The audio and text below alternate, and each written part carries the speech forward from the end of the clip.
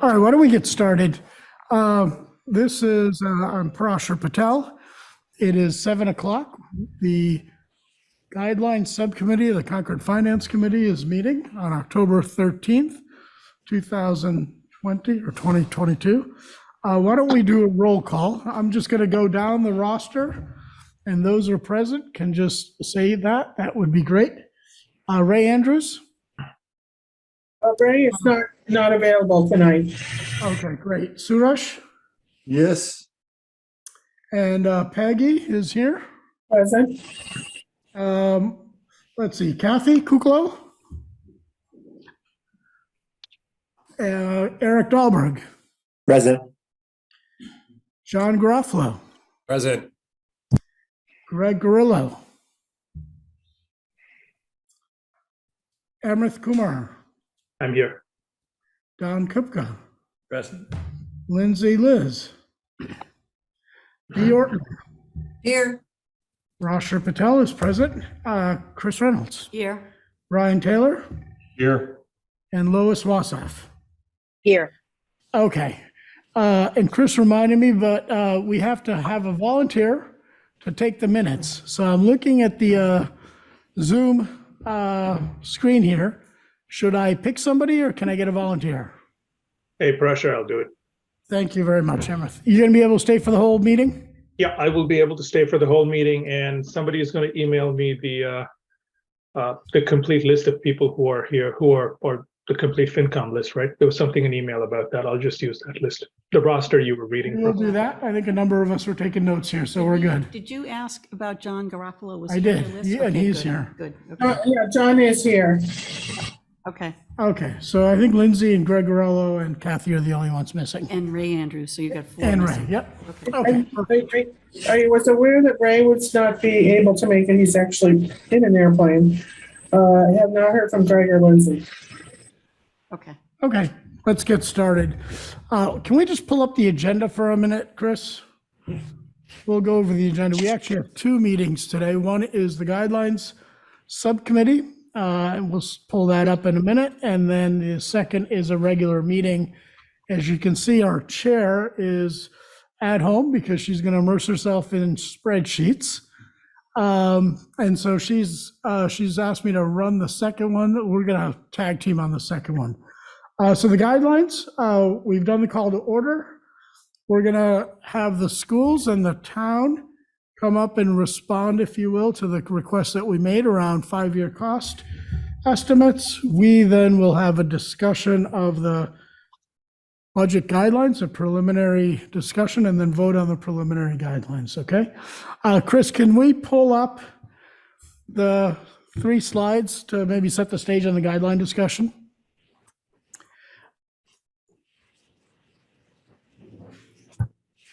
All right, let's go to the next slide. So as a reminder of where we were, at the end of July, we voted in essence not to go with a traditional SGR approach this time, second slide, but in essence to use 2 metrics to help us as we set fiscal year 2024 guidelines. Chris, can you advance the slide, please?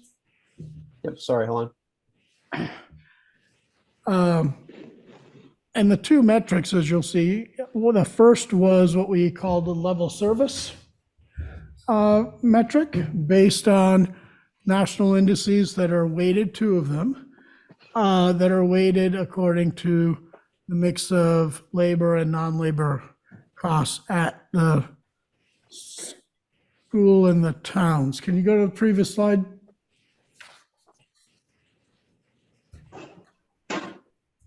Slide 2 doesn't want to show up. There we go. All right. And then the second metric was real personal income, national. And so I'm not going to dwell too much on this, but at the time we calculated it for fiscal year 2024, the level service metric, if you will, was 3.71. Chris, is there a way to make that bigger? You Make can go it to full presentation screen? mode. Yeah. The numbers are just a little tough to read. Also, while he's doing that, Parashar, sorry, go to presentation mode at the bottom of your screen near that bar, near that scroll bar, pick that thing. Pressure, was this PowerPoint in the packet? This was not, this is simply a copy of the packet from July 28th, and we'll circulate it around, basically. Thank you. Okay? That was my fault more than anything else. I just didn't get around to pulling this out. So again, 3.71, 2.54, numbers to keep in mind as we hear from both the schools and the town. So those were the guardrails, is that correct? Is that we call? Yeah, or we the agreed range? not to use the word guardrail, so I deleted, but the range are two metrics to consider. And that's the percentage growth in the guideline cost. That's what we're talking about. That Or is total? correct. It's- That is, yeah, it's, okay. All right. Any questions before we move to setting the stage? Anyone at home, any questions? And any questions from members of the public? All right, let's go to the next slide, Chris. So we're going to hear from the schools first. We'll hear from the town after that. As I said, we as a committee will discuss. I also want to make sure that we have members of the public, if they want to talk, can provide input before we vote as well. Hopefully, we can keep this entire conversation, those three items, to roughly 75 to 90 minutes total. I'd like the members to keep in mind, and I know the schools in the town have reminder, this is preliminary. This is our first shot, if you will. They've done a lot of work over the summer and into September and October, but there's more work to be done. And so they're coming to us with where they are right now. We'll give them a sense of our thoughts, comments, concerns, questions.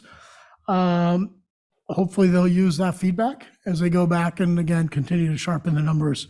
They will come back in November with a final or near final, more sharpened numbers. And I think at that point we will vote on the final guidelines. So again, preliminary, I asked them not to go into all of the details that are behind everything, but if you have questions, certainly want to make sure everybody's got their questions answered. So I see schools labeled first. So Lori and Rob, why don't you guys come on up and let's get going. Chris has your presentation. So Chris, if you can present it quickly and want to do that, I'm fine with that also. Totally up to you. Pressure before the slides come up, for my convenience, could somebody who is presenting please state their names? Yep.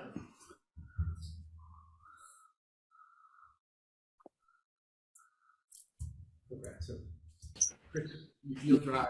This is this is Bob Conway, the Assistant Superintendent of Finance and Operations for the school district. Bob, we're barely able to hear you, so somebody I hope is going to move a mic closer to you. Hi, this better? A little. I'll turn up my hearing aid.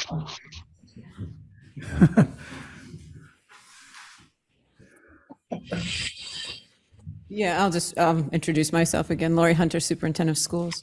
So thank you for having us back. Bob will queue up updates, essentially. You've seen a lot of these numbers before. We've tweaked a few. We did put in our strategic objectives as asked, and I can talk to those for just a couple minutes. And then we'll just tell you where we are in the process, because we definitely are midway through, just as you described. So I'll turn over to Bob first. So since we've last met, we've taken a look at some new information that we received, and you'll see that reflected in the slides tonight. Namely, the most significant one is information we received related to private school tuition rates for out of district, and I'll comment more on that. The first thing that we wanted to kind of do was to provide an overview of our priorities before we dove into the numbers, and Dr. Hunter will lead us through that. Yeah, so we're actually in the fifth year of a 5-year strategic plan. And so what I've put into the slides is just a review of what those major overarching objectives are. They have a lot of sub initiatives to them, but I'm not going to go through all of those. Chris, if you want to go to the next slide, we'll put the categories up. So I think some of this you'll hear as we've talked on different budgets over the past few years, and will resonate with you. The first category is multiple supports to students. And really for us, this is focused on special education, intensive programming, especially in building that continuum for in-house services. We've also been very focused on our regular education services and being more proactive in providing more intervention for multiple reasons. One, we want students to close gaps. And two, the goal is that barring a true disability, we want to be sure that we're able to service students within the regular ed continuum as well. Our second big category is mental wellness. This was, I think, one thing I have grown to feel like I need to say is we wrote this in 2018. COVID wasn't in the strategic plan. All of these have had exclamation points put at the end of them. Social and emotional learning and strategies and supports are incredibly important to us. They were before the pandemic. They certainly are now. We're building out K through 12, pre-K through age 22, social and emotional curriculum, and expanding our service options for students, everything from aggregate whole class work right on to very, very significant individual services. You can go to the next slide, Chris. Our third big category is cultural competency, anti-racism, and belonging. And we've really taken this on in a really front-facing way. We have a director of diversity, equity, inclusion, and belonging now. We have a lot of initiatives and efforts that are going on around that. We've been bringing in professional development, building in-house capacity. The goal really is it becomes the lens in which we do everything, but we have to build that framework first and build teacher leadership and build the structures and systems and the mindset of looking at how everything we do allows access and, most importantly, belonging of all kids. So there's a whole night's presentation we could do on that, but we'll leave it at that for tonight. And then the fourth, innovative environments, that is the umbrella really, which looks at the facilities, for one, in which we're teaching and how those maximize learning. The middle school was certainly a part of this objective.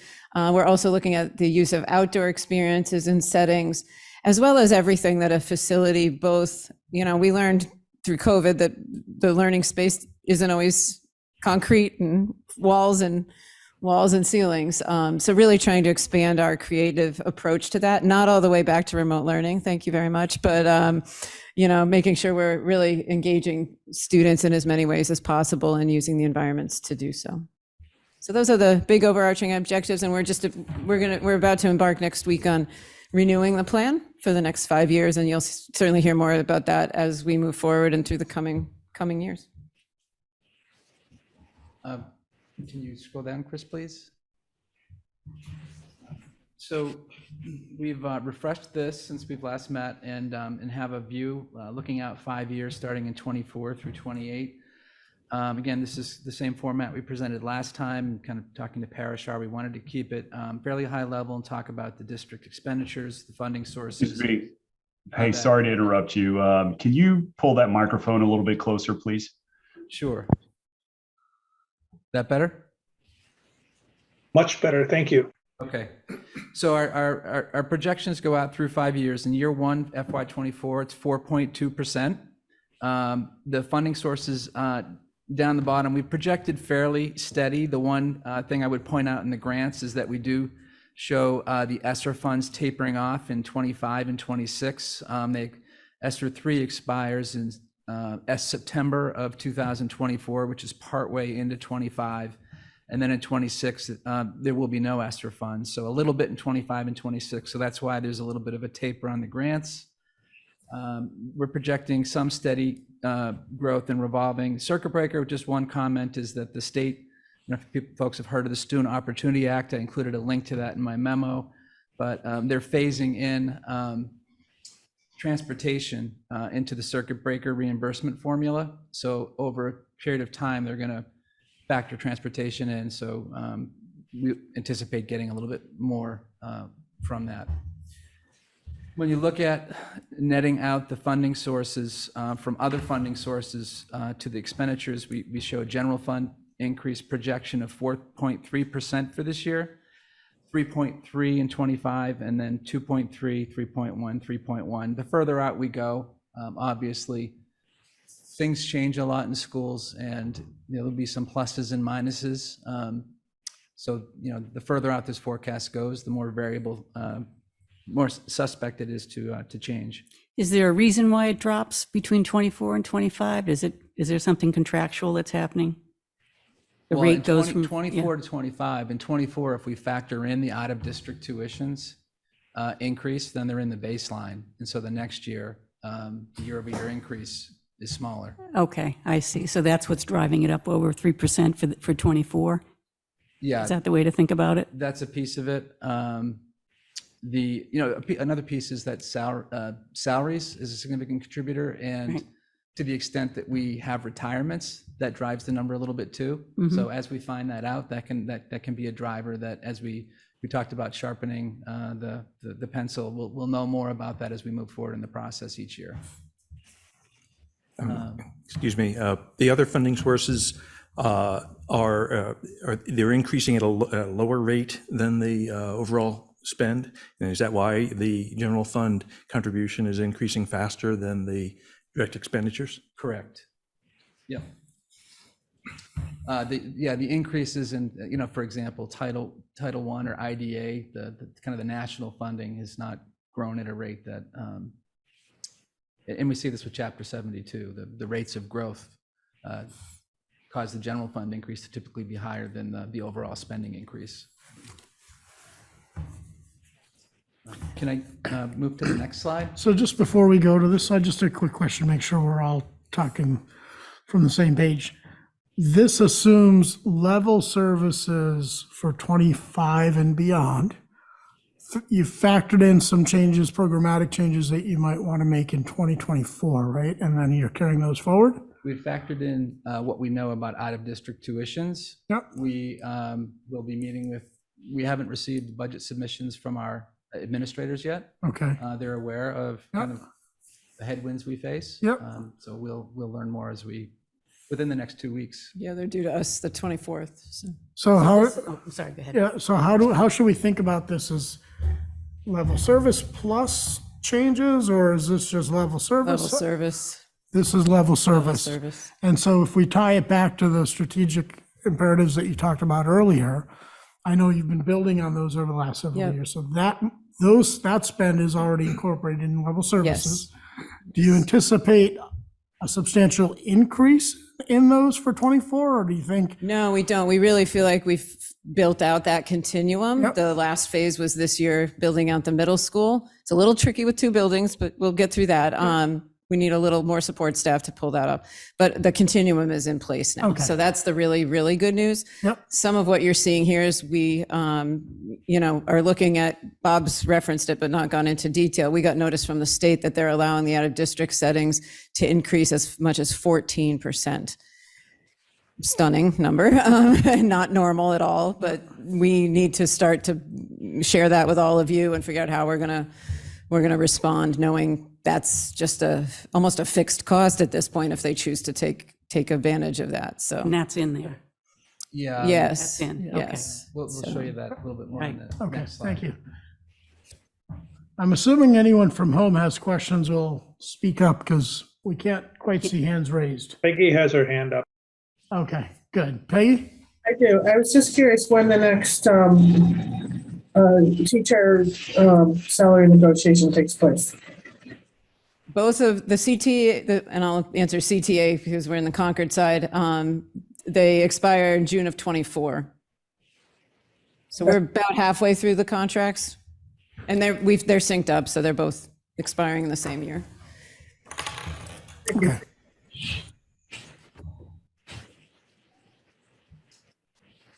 Peggy, your question, thank you. So hearing no more questions, we'll move to the next slide. And so this is where we can highlight. Excuse me, Chris, can you hide the gallery view on the Zoom? Thank you. There we go. Okay, go ahead. This is where we've highlighted the 8% for the out-of-district tuitions there. Again, this is the 5-year. This is explaining where the growth comes from that you saw in the previous slide for the expenditure growth.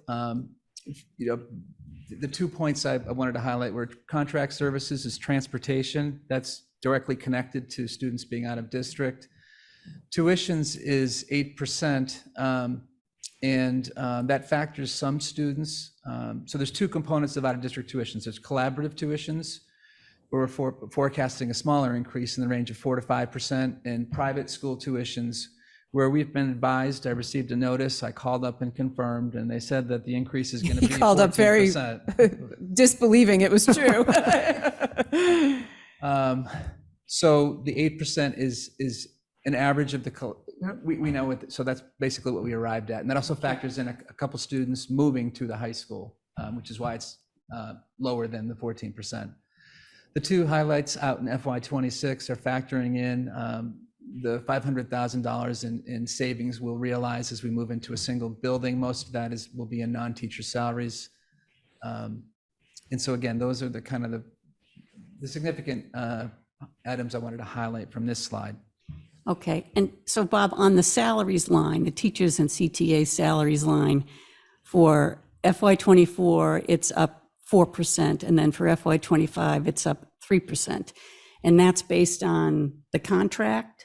No, that's based on not having a sense that we're going to have a significant number of retirements this year. Okay, To get to 4%, I factored in 4 retirements. okay, I basically downloaded everybody's wages, advanced them at a high level, was able to come up with a number above 4%, factor in 4 retirements. If we get less than 4 retirements, it goes it's up. more than 4%. If we get more than 4 retirements, it'll be less than that. Okay. And excuse me, Bob, you mentioned that the $500,000 of savings from moving to a single school is in one of these lines. The 2 yellow lines in FY26, so non-teacher salaries, Okay. is a piece of it. I think in the last select board meeting, one of the members of the board asked if you could break that out as a separate sort of show that as a reduction, separate, not sort of lose it in the overall budget. Yeah, that's what we're gonna try to do is highlight it for you because it is an operational savings that we've committed to. Yeah. So we'll do our best when it becomes real as we bring you those numbers, but for now they have to be embedded here because it is operational savings. So maybe it's just some sort of. Yeah, I was there. I heard Yeah, we yeah. need to keep making it as clear as possible. Yeah. You're right. This is our way right now of highlighting it. I also think that we'll provide more specificity later Yeah, on. once we get details to it. And we have certainly preliminary thoughts, but so this is the CPS 5-year projections. If there's no further questions, we'll move on to the. I have a question, Hold on, actually. Brian's got a question. Brian, go ahead. Just quickly, can you just redefine the OOD tuitions? You said collaborative tuition, and then you mentioned private. I just want to be very clear on those two items. They're out of district tuitions. They're both special education students who move to a school outside our district. Collaborative, we're a member of a collaborative, and they're basically an extension of our district and the other member districts. But again, it's special ed programs outside Concord. Private institutions also run out-of-district programs. Their prices are often typically higher. But it's again for special education students who might have needs beyond the needs that we provide in our schools. Thank you. Welcome. Amrith, you had a question? Yeah, I just wanted clarification. You said contract services was transportation for out-of-district students. Is that correct? That's a piece of it. That's partly what's driving it. There's other price factors, inflationary factors. We have contract services outside of transportation, but that's a big chunk of this. Okay, thank you. And I think we're good. So we'll move on to the high school. The regional school district, I should say. So here's our 5-year projections here. Again, we start off, we've added a layer here, but at the top section, it's the same where we have a 5-year view of our expenditures, net of our funding sources, to arrive at a general fund increase of 3.4%. The expenditure increase is actually 4.6, I believe it was. One thing I will just point out about this slide is that the circuit breaker you'll see go up over 400,000. That's intentional. It's not because we're getting more funding in that year. It's because we need to draw down current year circuit breaker funding to help offset our out-of-district tuition increase, the 14%. So that's how we arrive at 3.4. We're basically already planning strategically to access current year circuit breaker. Best practice is to try to carry over a year of circuit breaker revenue as a safety net. We likely won't be able to do that in FY24. So the increase we have is here, not quite as significant as at CPS, 3.4, 3.3, and then it drops down to 2, 2.5, 2.5. Again, harder to, more variability as you go out in future years, more confidence closer. So that's the general fund spending increase. In the region, we receive Chapter 70 money directly, whereas I know in the town you receive it. Chapter 71 revenue for transportation, other revenue sources, and we strategically access E&D, which is our equivalent of free cash. Those revenue offsets to the expenditure budget result in assessment to the towns. And so factoring those in, we arrive at assessments.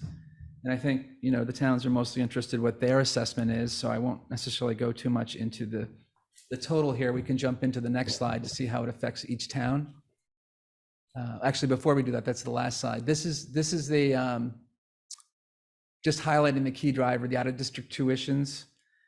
The 19% is a combination of the 14% private school increase, and at the high school, most of these tuitions are private school. The number of collaborative tuitions is a lot smaller, and there are 4 students transitioning from 8th grade up to the 9th grade that additionally impact this number.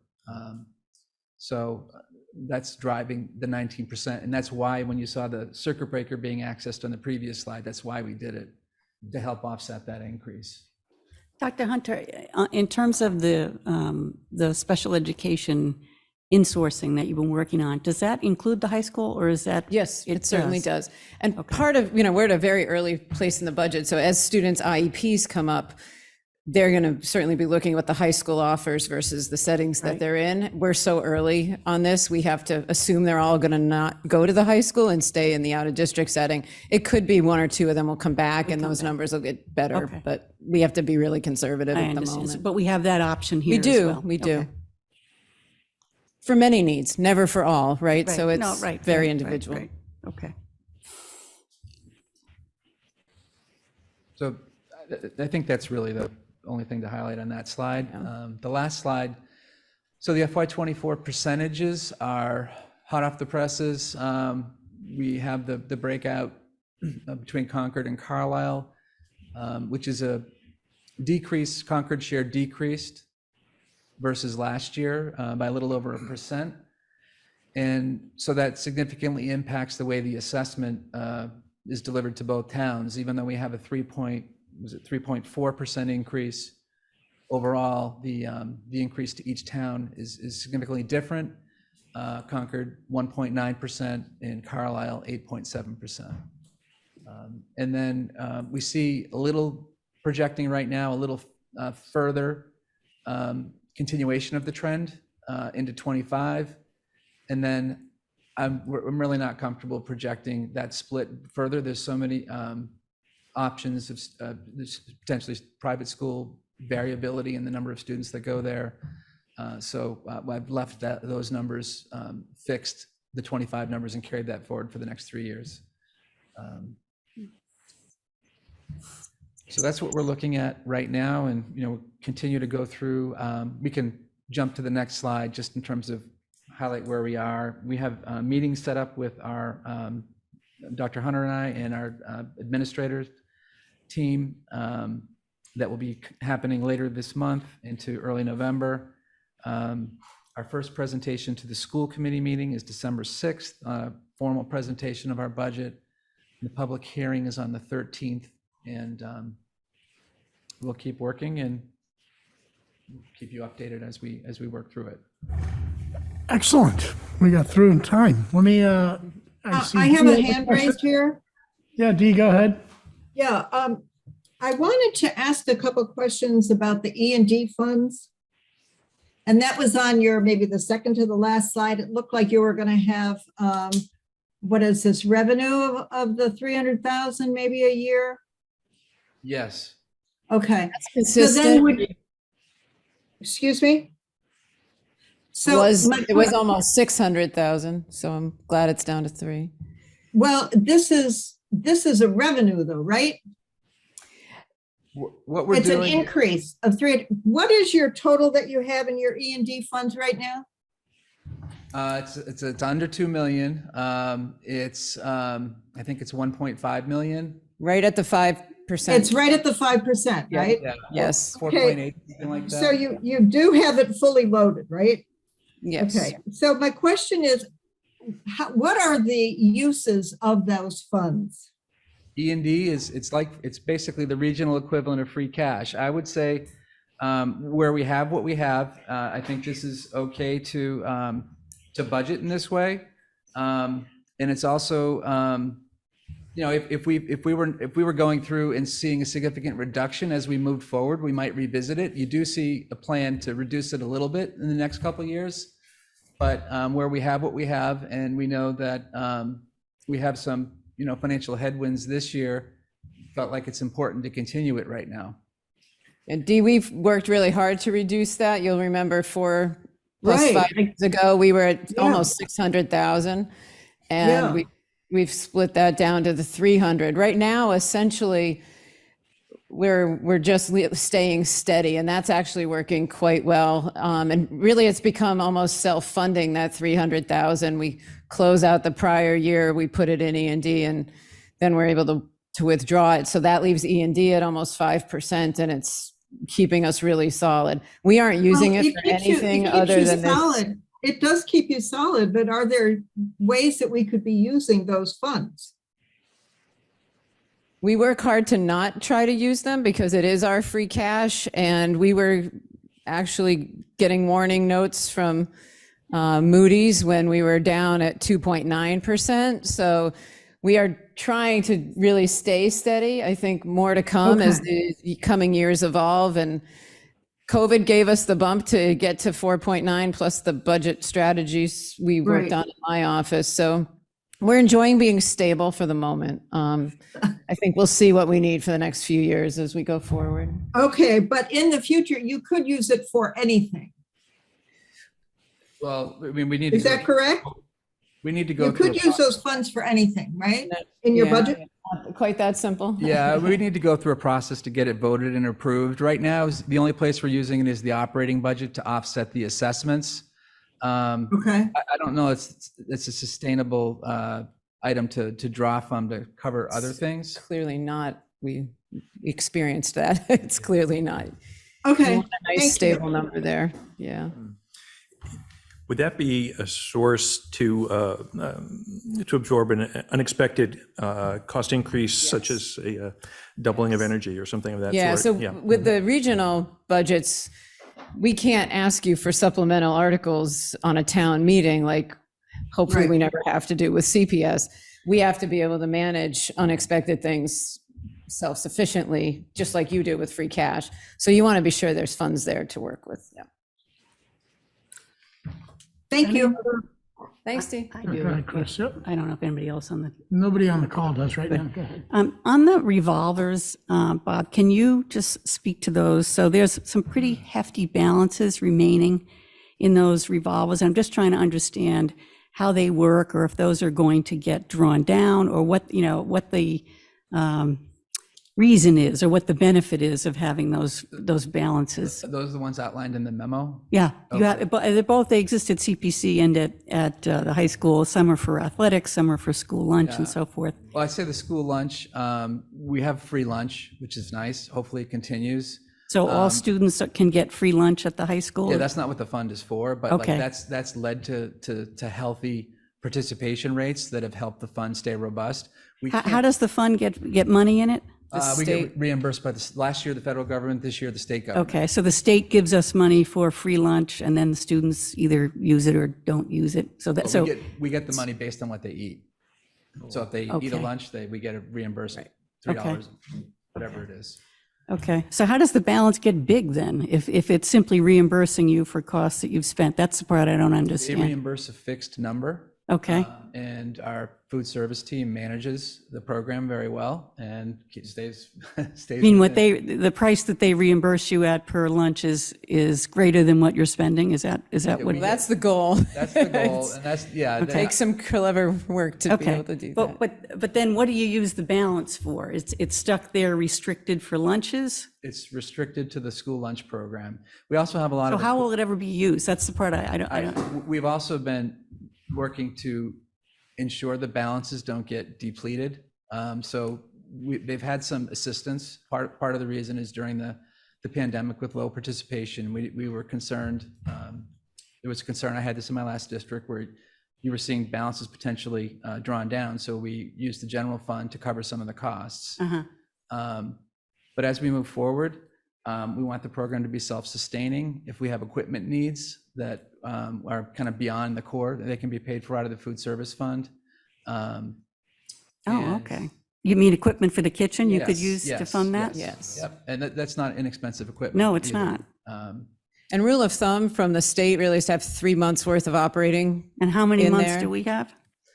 I think it's like 5, about. Okay. Yeah. And the same, what's happening on the athletic side? Well, my view is the athletics. I tried to do this in my last district, is to have some type of safety net to support capital needs that might arise. So the same thing, you would use it for capital? You certainly are allowed to. Yeah. The track is 10 years, approaching 10 or 11. Turf, you mean? Turf. Yeah. So there's the turf. It could help defray some of those costs. I will say too that the number that's in that fund is dwarfed by what we spend in the general fund on athletics. So the athletic revolving fund does not support the athletic programs. The bulk of the money comes from our general fund. So if we were to access that, we wouldn't necessarily be able to support unexpected needs that might arise. And the balance really was a result of COVID. Yeah. Because without anything happening, it Right. sort of grew. And And it now gets- it's just steadily stayed there. Yeah.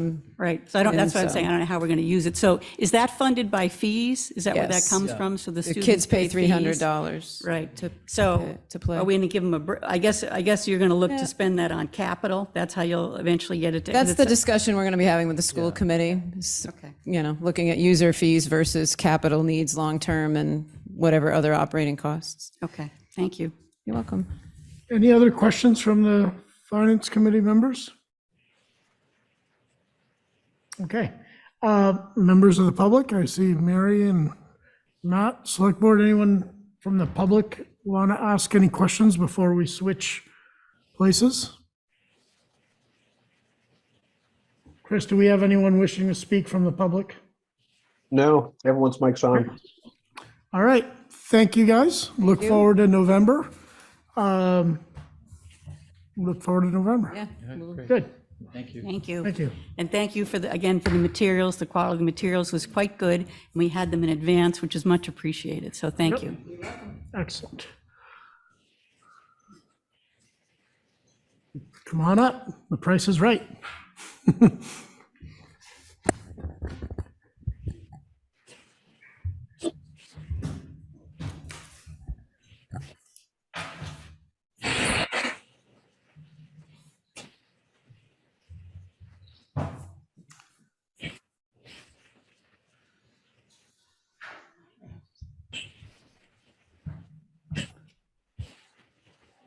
Okay, good evening.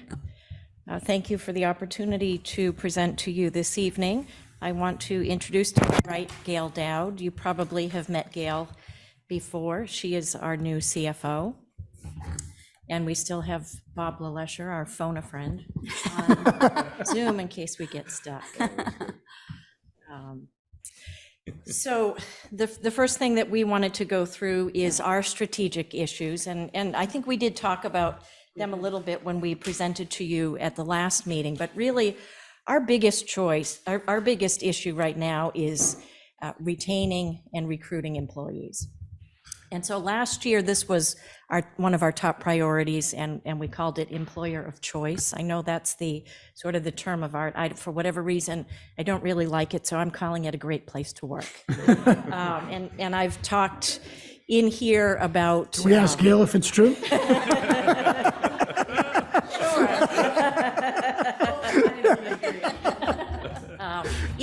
To me, it really is the same thing. And, you know, I've put the bullet points in here, but we had quite a retirement pre-pandemic. So we had a much older workforce, as is typical in municipalities. So we had a lot of people retiring before the pandemic. Everything changed through the pandemic and as a result of it. And I don't know where all of the people have gone, but we are just not seeing the number of candidates that we had seen before. We're not seeing the depth in the candidate pool. And if you have been following the work of the Personnel Study Task Force and the Select Board, you will hear that there is a sense that our salaries are not competitive and that our benefits are not competitive. We are in the middle of a class and comp study that we had hoped to launch a year ago, but it is launched now, and we do expect to have some good data by the end of the calendar year. And we are planning for implementation. We have some flexibility in the current year budget to implement probably the biggest issues.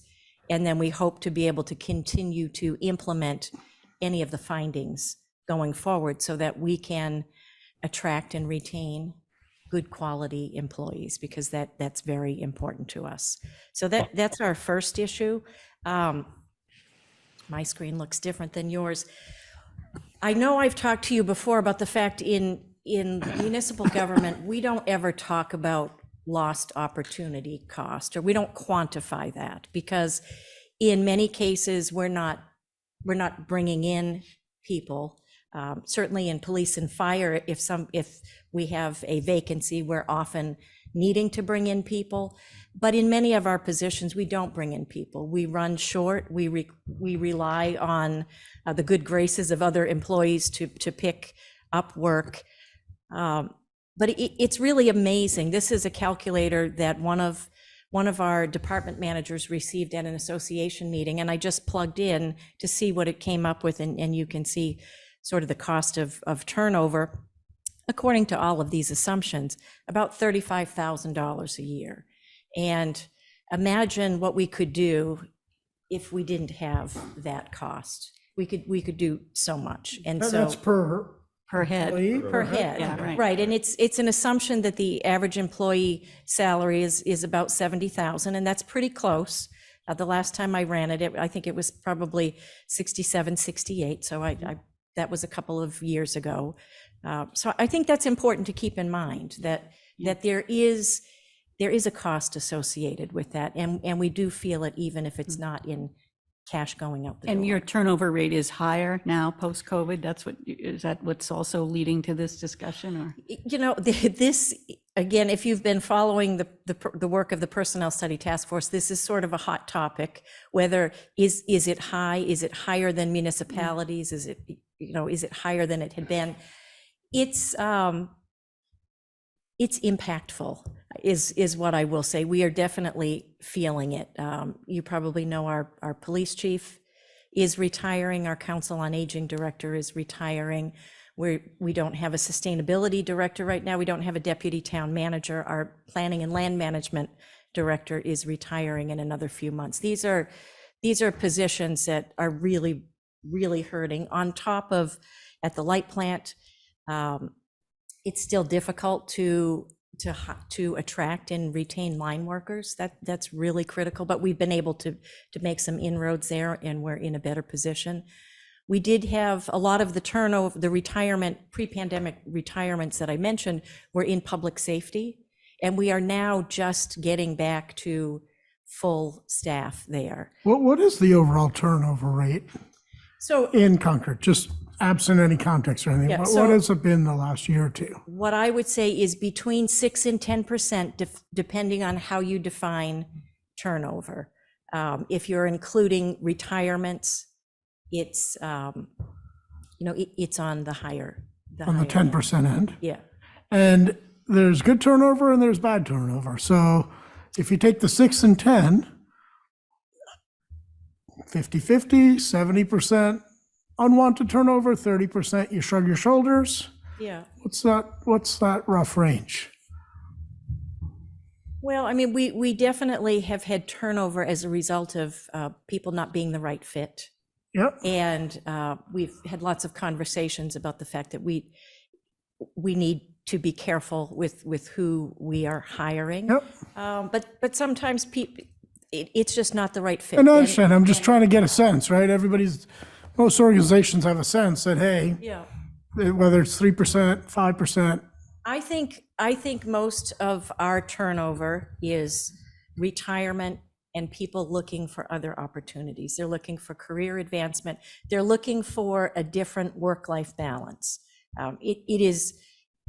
It's not for the faint of heart, I think, to work in public service. We have a lot of employees that sort of do their day job and then they have their evening committee job. And we're seeing people that just don't, that's not working for them anymore. So I don't think a significant portion of the turnover is we're not hiring good people. Okay. But we're definitely finding that people get into it and they think they know what they've gotten into and it's just not working for them. And that seems to be more and more as people rethink work-life balance as a result of the pandemic. Okay, thank you. So the next, this was on our list last year and I sort of just alluded to it. It's the governance issue. It's trying to figure out how we continue to support the work of boards and committees that is critical to our mission. It is increasingly difficult, even just having this meeting. You know, we have somebody supporting this meeting in a way we didn't have to have when we didn't have hybrid meetings. So, and almost all of our meetings are hybrid or fully remote. So we need staff support that we didn't need before the pandemic. We did make some inroads in the current year budget. We moved a part-time position in the town clerk's office to full-time. We thought that would have a bigger impact than it did, but really with early voting, that is now a permanent part of our voting process. We're seeing more and more hours devoted to that. So this plus a half FTE didn't have the impact that we thought it would. So we're still trying to understand, what we need to do. Could we get by with some contract services with a combination of part-time people? Do we need another full-time person? We're still trying to figure that out. And as the superintendent said, we're also very early in our budget process. And so we'll have more information to you as we go forward. Another thing here, it's not just the staff side, it's the volunteers that serve on boards and committees. And it's harder to find people who are able to make that sort of commitment. So that is of concern to us because so much of what we do relies upon the work of boards and committees. Infrastructure, we've definitely talked about this before. One of the ways that we were able to get through, make budgets balanced during the pandemic was to cut back on capital spending. And we need to increase that, both in terms of maintaining our fleet and replacing vehicles and equipment when we need to do that, but also with roads, with water and sewer, utilities and broadband, all of that. We need to be spending more. We're not necessarily saying budgets need to grow, but we need to find out how we can dedicate more of what we have to maintain and improve infrastructure.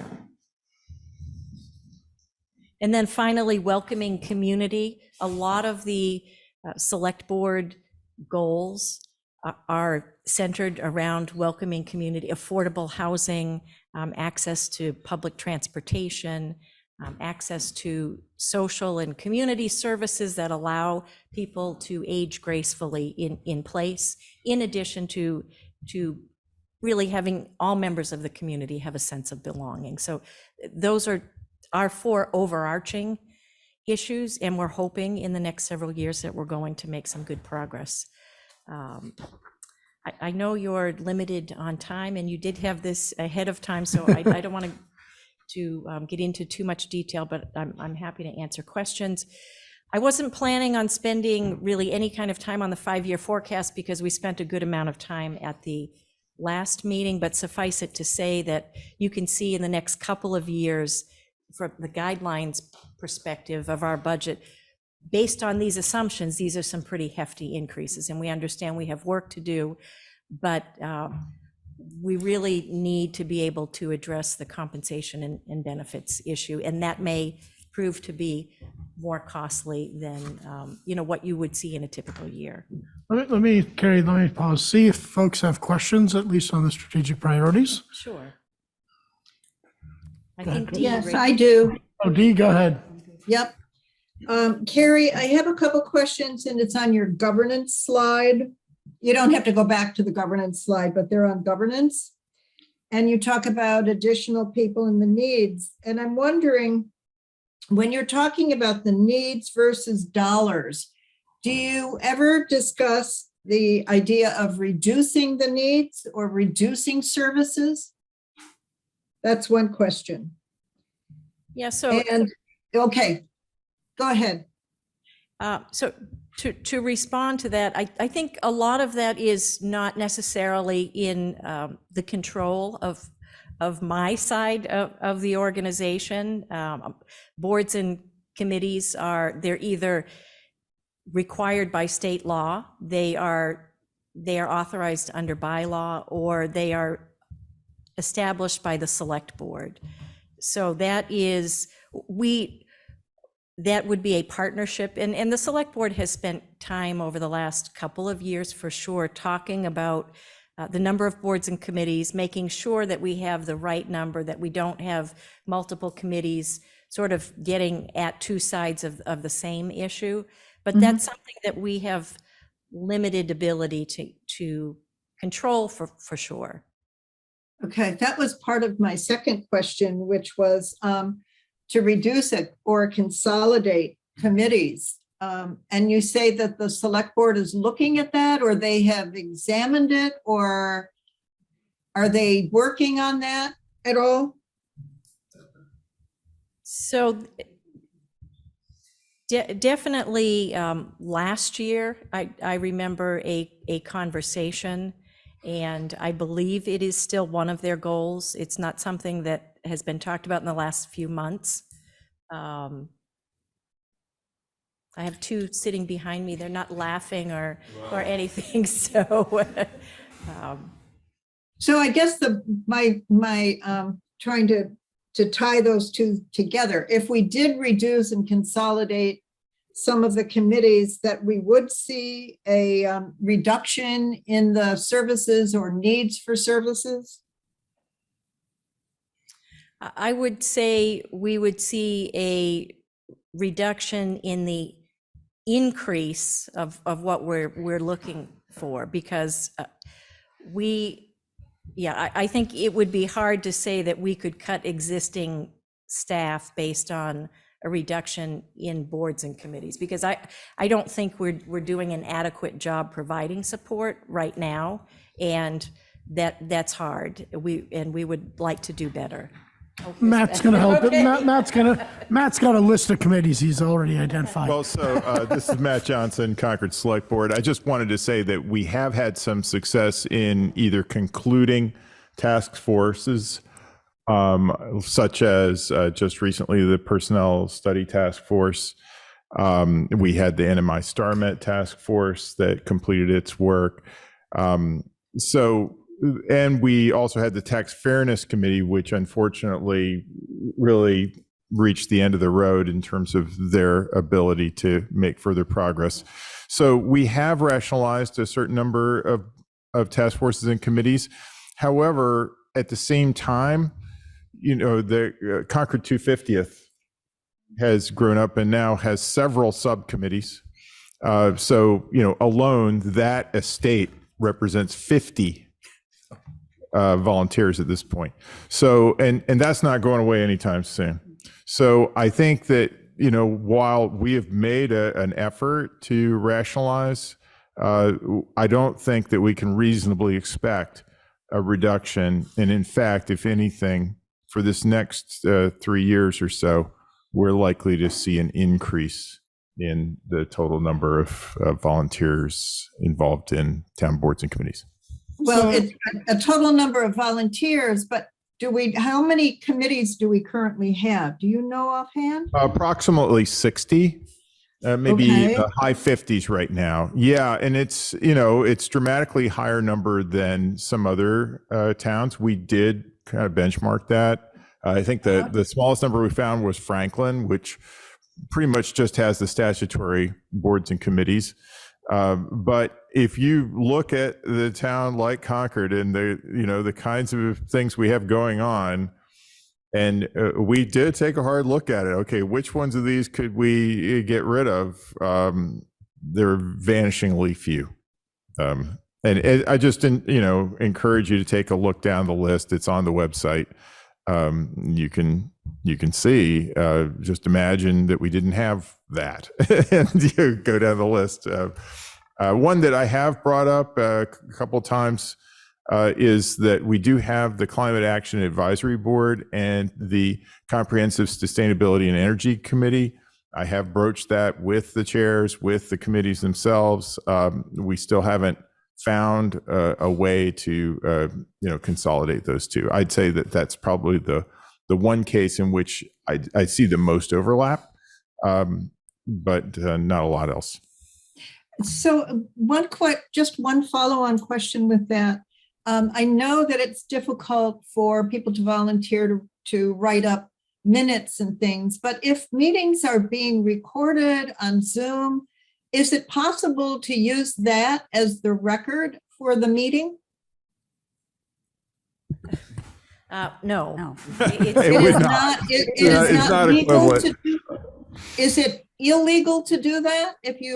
Or why not? Why can't we use the results of a Zoom meeting that's on YouTube as our minutes? Well, I think that, in the longer term records of the decisions of boards and committees, the minutes are the definitive source.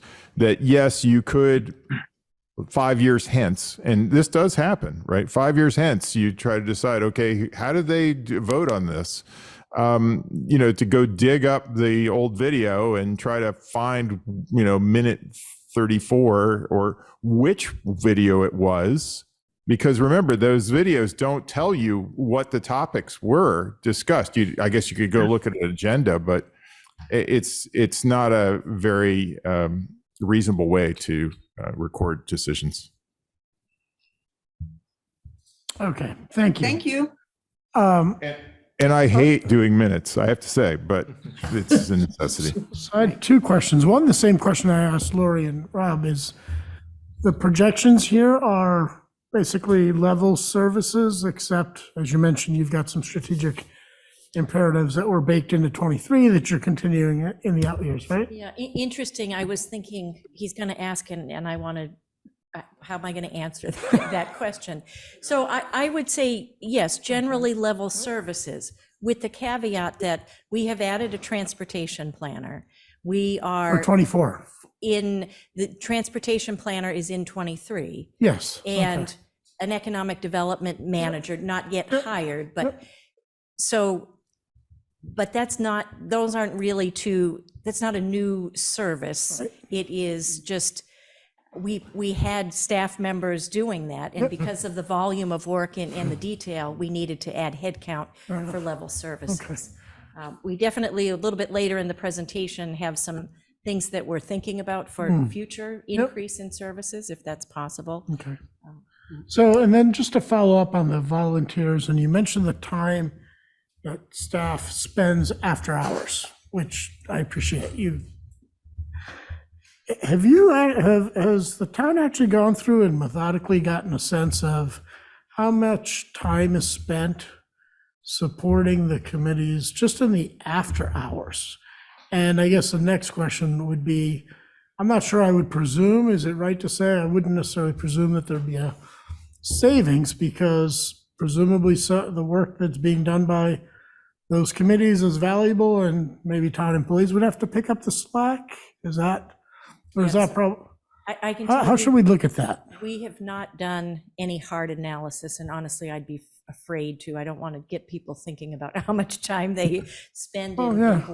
boards and committees. But we definitely, that's something we should have a better handle on. One thing that I did not mention is we have a number of boards and committees that are now meeting during the day that didn't meet during the day before because of Zoom, and that has an impact because you're taking people away from oversight of their offices and their divisions, and they're not available to Right. public coming in. So it's really a hard nut to tackle right now. Okay. Yeah. I had one other question. Dee, can you can wait? you hold I on? have- Chris I has a have Oh, one. I'm question. sorry. That's okay. That's Thanks, okay. Dee. Carrie, on the salary assumptions for 24, does that have more money in it, or is that sort of flat with a normal, projected increase? In other words, is 24 loaded or not? It is loaded. Okay. Yes. So it would include, it's loaded, and maybe we'll talk about our revolvers later. But it's, yeah, so it has any agreed upon contractual costs. It has estimates for any contracts to be settled and estimates for what we would say are traditional cost of living, and then something for adjustments we think we might need to make as a result of the class and comp. Yep. Okay. Technically not level service in there. Well, it is sort of in my perspective because they've been talking about this as a strategic imperative for the last couple of years. Yeah. And so it's in there. So I was curious, anything beyond that? Right. Yeah. But it won't be a COLA type increase, that's all. No, I Yeah, understand. Yeah, no, I get that. Yeah, it's definitely the cost of doing business. Yeah, fair enough. Okay. Thank you. Dee, go ahead. Yeah, Carrie, I just had one question. Can you clarify for me? I thought the transportation planner last year was a part-time position or a half position. Is that correct? Yes, and that's a perfect segue into my next slide, which I will And talk that about. this year they wanted to go to a full-time position. Is that correct? Well, I will clarify that in this next slide. Okay, great. Thank you. So if we're all set, you had asked us to report on our ARPA, both the historical and projected spending. This is probably a little tough to read, but the town received $5.6 million in federal grant funds through the ARPA program. And to date, we have an uncommitted balance of 3.95 million. And I'd like to just spend a minute talking about the commitments that have been made and what we're looking at for the current fiscal year. So for last fiscal year, we committed a total of $500,000, $400,000 for our parking meter fund that was approved at town meeting as a part of that town meeting process, and then $100,000 for the trolley program that was approved through a select board process. And then in addition, and this, I actually pulled this from the memo that's in the packet that I presented to the select board. The next item was the hazard pay. That actually was approved. That was approved by the select board and committed. That was some additional pay provided to employees who were impacted by the pandemic, who provided front-facing service during the pandemic. It was a fairly nominal amount. We actually didn't spend the full $300,000. So we had a total commitment in fiscal 22 of $800,000. In fiscal 23, we committed $500,000 for affordable housing, and we did that in lieu of a free cash commitment to affordable housing. And then we have these other 5 items for fiscal '23 that are sort of in various stages of review. And the first one addresses what Dee had asked about. So in the '23 budget, we funded the transportation planner at halftime, and through a supplemental appropriation of sorts of ARPA, we are moving that to full-time. And the reason that decision was made is there are just a lot of grant opportunities that are currently available for transportation initiatives, and we want to make sure that we are positioned well to be applying and being competitive in those processes.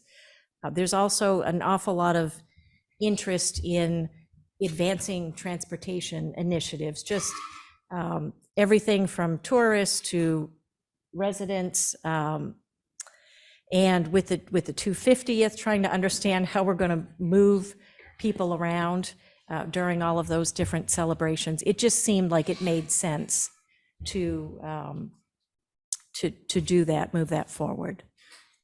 Does the use of ARPA funds for that imply that it's a temporary need? So the staff position will be funded fully, or the intent is funded fully through the general fund in fiscal '24. Some of the other, one of the thoughts is maybe a transportation study or plan or a strategic plan. So that would be a one-time cost, and that would position us to apply for grants, and I think it would pay for itself many times. We'll just do a time check, about 10 minutes. Does that Okay. work? And so our other initiatives are listed. I think what's important for you to know is that we have proposed and committed $900,000 in fiscal '23, and that the balance of the uncommitted funds of $3.95 million, we would be taking that up in the context of reviewing operating budgets and the capital plan. So that would be part of the funding that is potentially available. And we would, in the out years, be looking more at one-time costs, because we don't want to create a whole lot of recurring costs with these funds. Are we going to use that by when? December 31st, 2026. So is there any chance that could be used for any of the middle school funding? You know, so we have classified it as lost revenue, and it can be used for any lawful purpose. So a portion of it could be used for the stabilization fund. We have $3.5 million in that with a goal of $5 million. We could consider that to help us get there. We also have a lot of other infrastructure needs that I just would want to make sure that people really understood before commitments were made. And that's why the select board has asked that there be a public process for considering the usage of these funds. Yep, fair enough. So Carrie, as we go through there already was one capital planning meeting, and I think there's another one, and then there's a final one or so. So is that the forum where you might discuss, here's some capital needs, or that's just tier 3? These are really tier 2? Right. I think this source of funding will get a much bigger bang for our buck if we're looking at tier 2. Okay. Yeah. Okay. Unless we were looking at a contribution to the middle school stabilization fund, which certainly is on the table. Okay. So I will work to get through this and hit the highlights. I'm sure you're interested in free cash. So we are estimating $7.3 million in free cash. That would be about 5.8%. So it's still on the low side, but we have been using free cash and making great use of free cash and helping us, particularly with the middle school stabilization fund, to be advancing some of our affordable housing initiatives. We have a couple of timing issues again this year that are impacting free cash with grants for a total of about $700,000. Grant reimbursements that were not received by September 30th, which is the cutoff. So those are timing issues. They will have a positive impact on free cash a year from now. So they're not in the 7.3 They're not million. in the They're excluded 7.3. because of timing. What's the, what is 5%? So how much room do we have? Do you know? So we have about $1 million Okay. is, Matt, I just wanted to ask. why don't you come on up here so the folks can hear you? I just wasn't sure I heard clearly. I had heard there was something like $2 million worth of expiring encumbrances. And are we seeing that as part of this projected free cash balance or not? The expired encumbrances are part of that at the end of the year when we reran the figures because we were looking at strategic spending on some of them. It was about $650,000 from Oh, not prior 2 years. million. Not 2 million. Oh, okay. Thank you. I wasn't able to do that much. so I think, again, to hit the highlights, we could take a quick look at OPEB and pension liabilities. This is an area where the town is doing exceedingly well. We value the unfunded liabilities associated with both of these benefits on an annual basis. OPEB is as of June 30. So our last valuation is completed valuation, June 30, 2021. We're in the process of doing the update. The total liability at that time was 48.4 million. The funding status was 62.4%. That's really very significant. And you'll see on the next slide just how well we fare in comparison to AAA rated communities of generally of our size in the Commonwealth. We are using a discount rate of 6.75%. For whatever reason, the prior year did use 6.5. We have 6.75 for both of these liabilities. Feel comfortable with that, as comfortable as we're in a bad market environment right now, but we do smooth our gains and losses over a period of 4 years, so it's not, that helps. We expected to be fully funded in terms of OPEB by the end of fiscal 31. And then that means the cost of the town's cost related to retiree health insurance is fully funded from that trust fund. So we do see a decrease of, I believe for this, it's about $1.5 million per year, beginning in fiscal 31. And then on the pension side, we do the valuation on the calendar year. Total liability is, this is new as of January this year, $228 million, funding status over 93%. And we are expecting to be fully funded as of the end of fiscal 28. And when our unfunded liability is funded, then the annual assessment to the town goes down about $2 million per year. And so that is significant. And so let's see, I think that the rest, well, I wanted to show you this next slide. You can see this is a comparison of Concord versus other AAA rated communities. And I picked the 4 that were closest to us in terms of funding status. And you can see on the pension side, those 4 communities are pretty close to where we are. But on the OPEB side, not at all close. Because there is no legal requirement for a community to fund its unfunded OPEB liability. There is on the pension side. And I think every couple of years, we think the state will require OPEB funding, but they have not yet.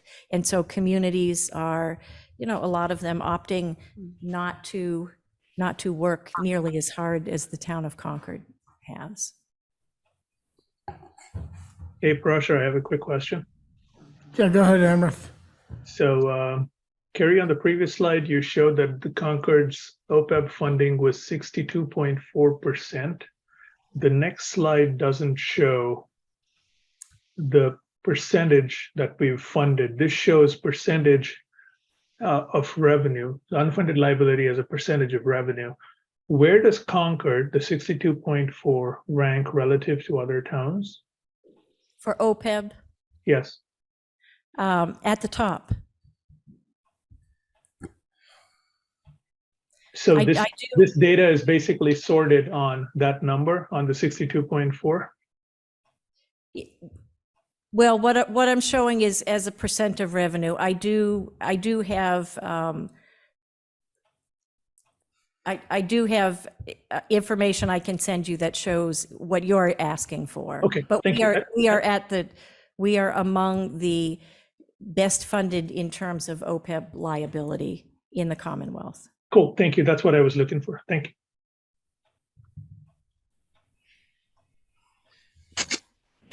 you. So can I assume then that there are no towns in the Commonwealth that are fully funded? For OPEB? Well, or pension? So for OPEB, absolutely not.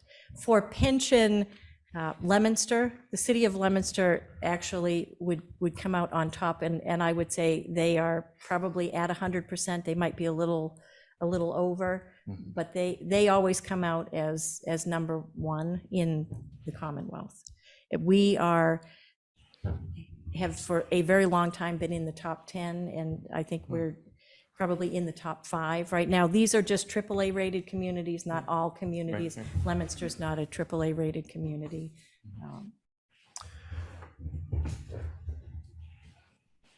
Anything else? We should Nope. see. Okay, let's see if folks have questions. I have a question on that. It's Peggy. Does that mean we can scale back our annual contribution if we're looking for, to additionally fund a stabilization fund, et cetera? So on our OPEB liability, 2 years ago in fiscal 22, we worked with our actuary to develop a level payment for OPEB to help with budget. And so if we were to reduce that, then that would lengthen the timetable to fund that liability. So I would say the short answer is no, we don't believe we have any additional room there unless the town was interested in extending the repayment or the funding. The answer is yes, we do have room there if the town is willing to extend the repayment. So what I would say is that would be a hard conversation, because that is our funded status relative to pension and OPEB is one of the things that keeps us as a AAA rated community.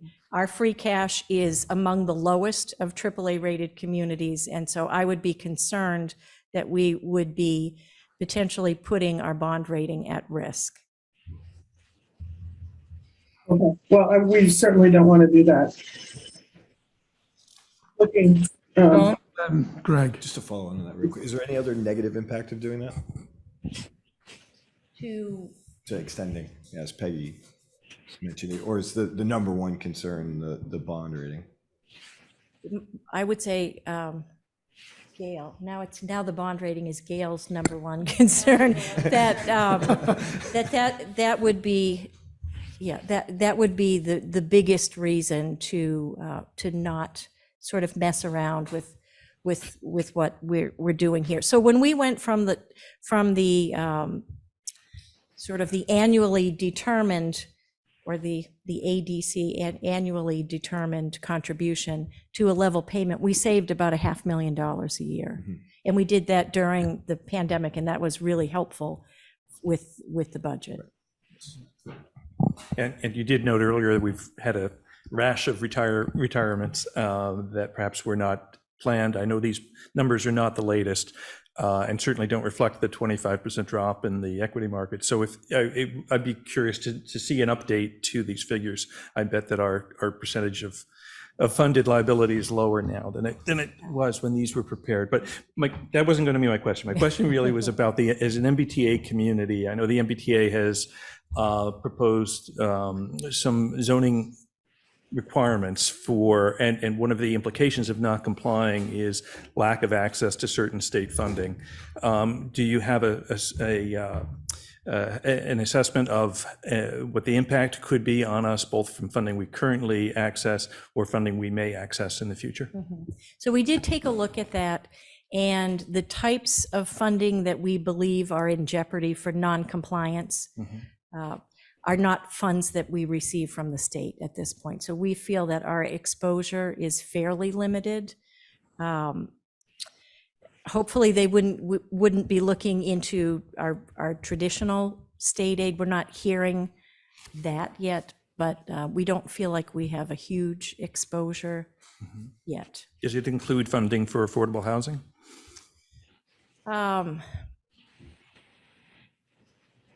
In terms of like tax credits that a project might get from the state? No, but there are other funding grants that are available for affordable housing that perhaps we haven't taken advantage of in the past, but that we would no longer qualify for if our...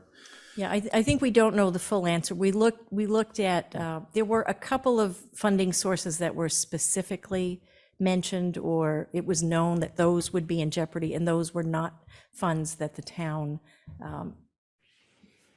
I would say, has received in, maybe has ever qualified for. Okay, thanks. Other questions? Okay. I just have one comment. So again, thank you for the quality of the materials and the fact that we received them in advance. Much appreciated. Thank you.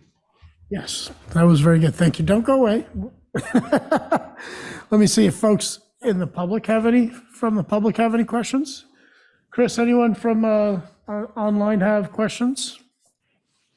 No one has their hand raised. Perfect. Okay, thank you. Again, great job by both groups. Thank you very much. Appreciate it. I wonder, Carrie, would it make sense to stay here as we talk about this, just in case there are questions? And Bob and Lori, do you want to just come up as well? That way we just have a little bit of a collaborative conversation here. Chris, is it possible for me to share my screen if I'm on on Zoom here? It's all yours. Please indeed. Never mind. I'm gonna make these a little bigger. Okay, can you guys see this? At home, can you guys see the numbers? Yes. All right, so hopefully folks had an opportunity to look at the material since we did get it in advance, so thank you guys for that. Wanted to now just have a little bit of discussion around what you guys think, members of the committee think.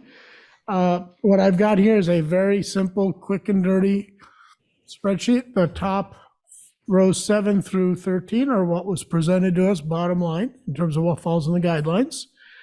The rows 17 through 23 are us to play around with. We can enter preliminary guideline numbers in the cells in green. You can see the level services for 24 was 3.71. The personal income growth was 2.54% in terms of what we talked about, in terms of the two different metrics, okay? Let me open up the floor and see who would like to go first in terms of thoughts. I can go. Go right ahead, Chris. So Parashar, so the percentage change in total is 4%. Is that what I'm looking at? It's a weighted average change of 4% across all three groups. Okay. And what's that in total dollars? I think it's 103.7 million. right. And I think the growth then is 4.7 million. Weighted average is 4%. No, I'm just talking about gross dollars. So Yeah, gross dollars. No, but I mean the absolute dollars. So I think. Oh, you mean you mean dollars? Sure, it's 4 million. Yeah. Right. So I think. Yeah, I fair think enough. the town's asking. 3,995,000. Yeah. Yeah. What? Yeah, 4 million. 4 million? Okay. I think it's actually higher than that, right? Is it 4.7 million, Amrith? So the town was asking for 1.6, CPS is asking for 2, and the high school is 1.1 million. Do I have that right? Or am I not looking at the right numbers? That's what I picked up off the memos. So actually, let's let Carrie and Lori confirm the numbers that I have here are correct, is what I picked up. Yeah, I That's just a wanna good make sure point. I So have let's the just make dollars sure right. we've got the right numbers here. Yeah, let's just pull it up. So All right, so Well, let's talk about the dollars. Yeah, I just want to get the dollars. For right. CPS fiscal year 23, do we have the right dollars plugged in here? 24. Well, let's talk about 23 first, because Oh, that's a okay, base. sorry. spreadsheet to double check with the numbers in front of us. so Parashar, your number 43,010,486 is correct.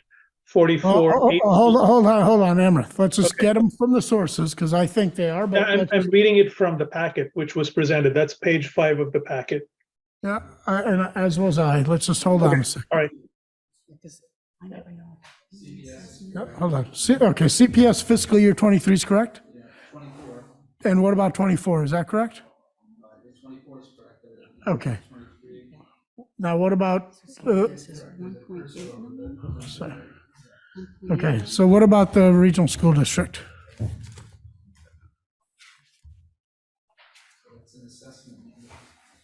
Well, I think we should use the assessment number. I think that's right. Am I right on that, Yeah. Carrie? Are we using the assessment number in the guidelines? Yep, so that's 24.9, right? That makes sense to me. Okay. Okay. Now, Carrie and Gail, did I get the town numbers correct? The guideline numbers, right? Okay. Okay, so we're all square all that square. these, so it's basically a 3.9 million total Okay. increase. And that translates to a 4% increase. Okay. Got it. All right. Okay. Okay. So- So the, Chris. yeah, so we know that the SGR numbers are 371, 254. 371 and 254 is ability to pay. Am I Well, correct? personal income growth, yes, Personal that's what income we're growth, calling right, it. we call it ability to pay. And 371 is level Level service with services. CPI increase. Okay, so I was just looking at the midpoint of those, which is like Okay. 3.13, somewhere around there. So that was my starting point to say if I go in the middle of those, and if I think about it by entity, I'm again leaning more on the town side, so I'd have to think about what I want to do on the town side because of what they need for compensation and benefits, and tier 2 maintenance costs. So within that 3.1, let's say, I'd be heavier on the town Okay. and lower on the school. So that's sort of where I Okay, am. fair enough. Anyone else would like to comment? Don? Yeah, I look at it as the personal income growth represents the increase in the total income of the town. And anything that we approve above that is an additional claim on the income of Yes. the town. So at a 4% increase, we're saying, well, the town needs 1.5% more of the community's income for its operations. And of course, there's a limit to how much, how long that sort of thing can go on. So I'm wondering, my question is really, does this really represent a level services budget? Not to say that everything in it isn't a valuable idea, but just if we have to go to the town, to the citizens and ask for 1.5% more out of their paychecks. And again, we'll have another conversation about the middle school, but this is about level services. Are we asking for an additional 1.5% so that we can do more than we've done in the past, or so we can continue to do what we've done, in which case we know we're headed toward a wall? I think in most, most of what it is going to be compensation growth, right? So that's what that's what it is, right? So on the town side, it's a much bigger, well, not much bigger, but a somewhat bigger ask than they've had before. And that's consistent with what we've heard. So I think there is a bit of a catch up in the town number. Same thing on the road side. So I don't know if we want to call that level service or not, but coming out of COVID, right, those two areas I think have been tamped down. Yep. Perhaps, for the past couple of years. So that just a way to think about it. It doesn't really, your point is well taken. What you said is correct, but there's a rationale, I guess, that I can have for it. Hey, Peggy? Yeah, on the town side, I guess the one number or figure that we haven't seen is growth in full-time equivalent. And I think that's something we really need to, keep an eye on. I've heard, people had said to me, the town government is just got so many more people and yet the town doesn't. Carrie, you did a really great job of describing the effects of all the committees and whatnot. And I can understand in the transportation coordinator and this, that, and the other thing, but I think we need to really keep an eye on full-time equivalent growth as well as salary growth for the town, on the town side.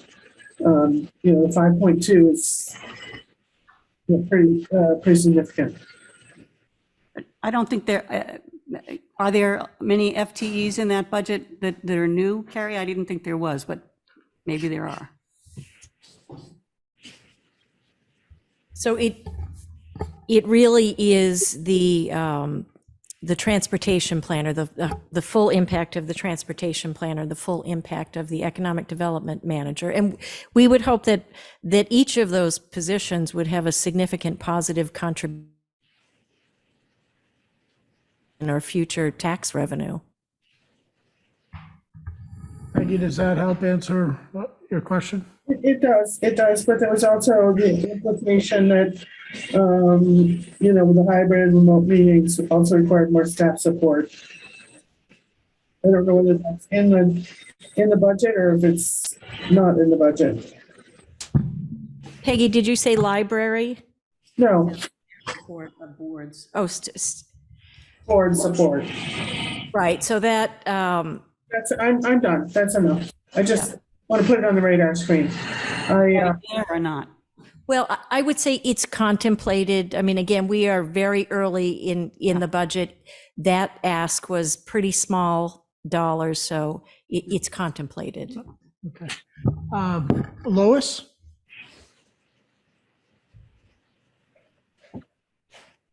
Yeah, I just wanted to, I don't have a specific allocation in mind, but this is my incredibly third year on the committee, and thematically, over the whole time I've been on the committee, we've been hearing and seeing demonstrated that the town has deferred things, has gone a bit above and beyond to try and fill gaps. So in terms of allocating whatever numbers we come up with, I do think it's time to give the town piece of the budget a little more support. And I hear what Carrie's saying about these two positions being investments in increases long-term for town revenue. So and just in terms of striking balances, that's where I'd like the balance to see the balance struck when we come to some conclusions. Yep, fair enough. Any other comments, thoughts? Dee? Yep. Yes, thanks. I want to go back to Don's comment where he really looked at the two percentages there. And this is what struck me at our previous meeting, where all of a sudden we had two numbers to look at versus in the past, we only had 1%, one percentage to look at. And it made me start thinking more about personal income, as you're talking, personal income growth versus level services of the town and the school. And I'm not comfortable, I should say, I'm not comfortable with just splitting it in the middle. I think there should be more attention given to personal income growth and ability to pay. And so I would prefer seeing a different percentage than a 50-50 percentage and coming up with the average or what the amount is, the percent that you came up with, and really favor more of a 60 or 65-35% when you're looking at personal, when you're coming up with your average or what you want to consider the average, the compounded number. So if you use the 65% instead of 50% for personal income, and you used a 35% Okay. for level So do you- services, You want a heavier weighting towards that? I other want a number. heavier weighting on the personal income growth. Yes. Okay, got it. Thank you for clarifying that. Sure. Other comments? Okay, really? So I'm going to force comments. You should. here. Okay, You should. I'll take the chair's prerogative here. Amrith, what's your sense? First, I need to figure out how to turn my camera on. So I was looking at the notes I've been taking so far, and it's one thing which struck me is that when Carrie said that the budget from the town was generally level services, there was new headcounts, not new services. I wonder whether that's really what we meant by level services, and we should probably go back and ask both the town and the school whether the budgets they provided us reflected what we meant by level services.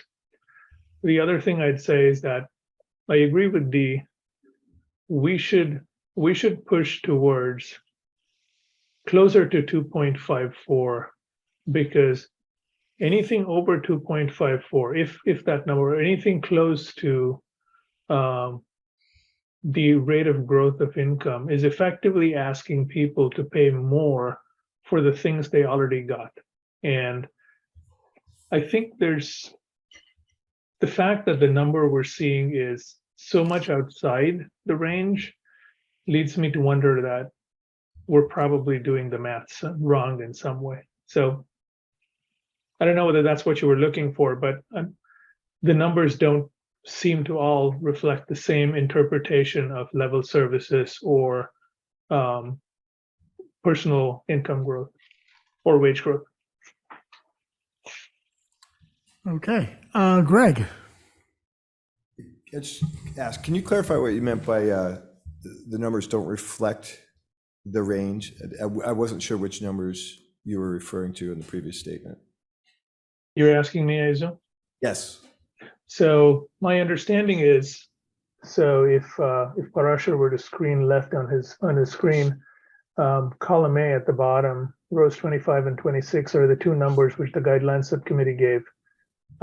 25 is what we think the increase should be if the town provided level services, and line 26 is if 2.54 is the rate at which we expect the average household's income to increase. The numbers 5.2 and 4.0 and 3.4 and 4.3, I don't know that they reflect the same definition of what level service is or what personal income growth is. For example, if you talk about personal income growth for a family, they're also earning a wage. We're basically saying that nationally, wage is going to go up by 2.54%. Gotcha. I understand the numbers you're referring to when you said referring to those numbers, so thank you. I just wanted to be clear that I did understand your statement there. So I just, the 4 point, I guess I'm now confused. So Amrith, I think everybody, I think 371254 is clear. Are you suggesting that the change that the entities came in with here today, which I've just highlighted, you're surprised that they fall outside those ranges, or they're so far apart? Is that what you're surprised by? First of all, line 9 doesn't make any sense to me, so I wouldn't highlight it. I Well, would look at line. it's just a subtotal, but ignore that for a minute. They came in with these numbers here, right? Yeah, 7, 9, 11. They came in there, and Carrie's comment specifically, which said it's generally level services. We added new headcount.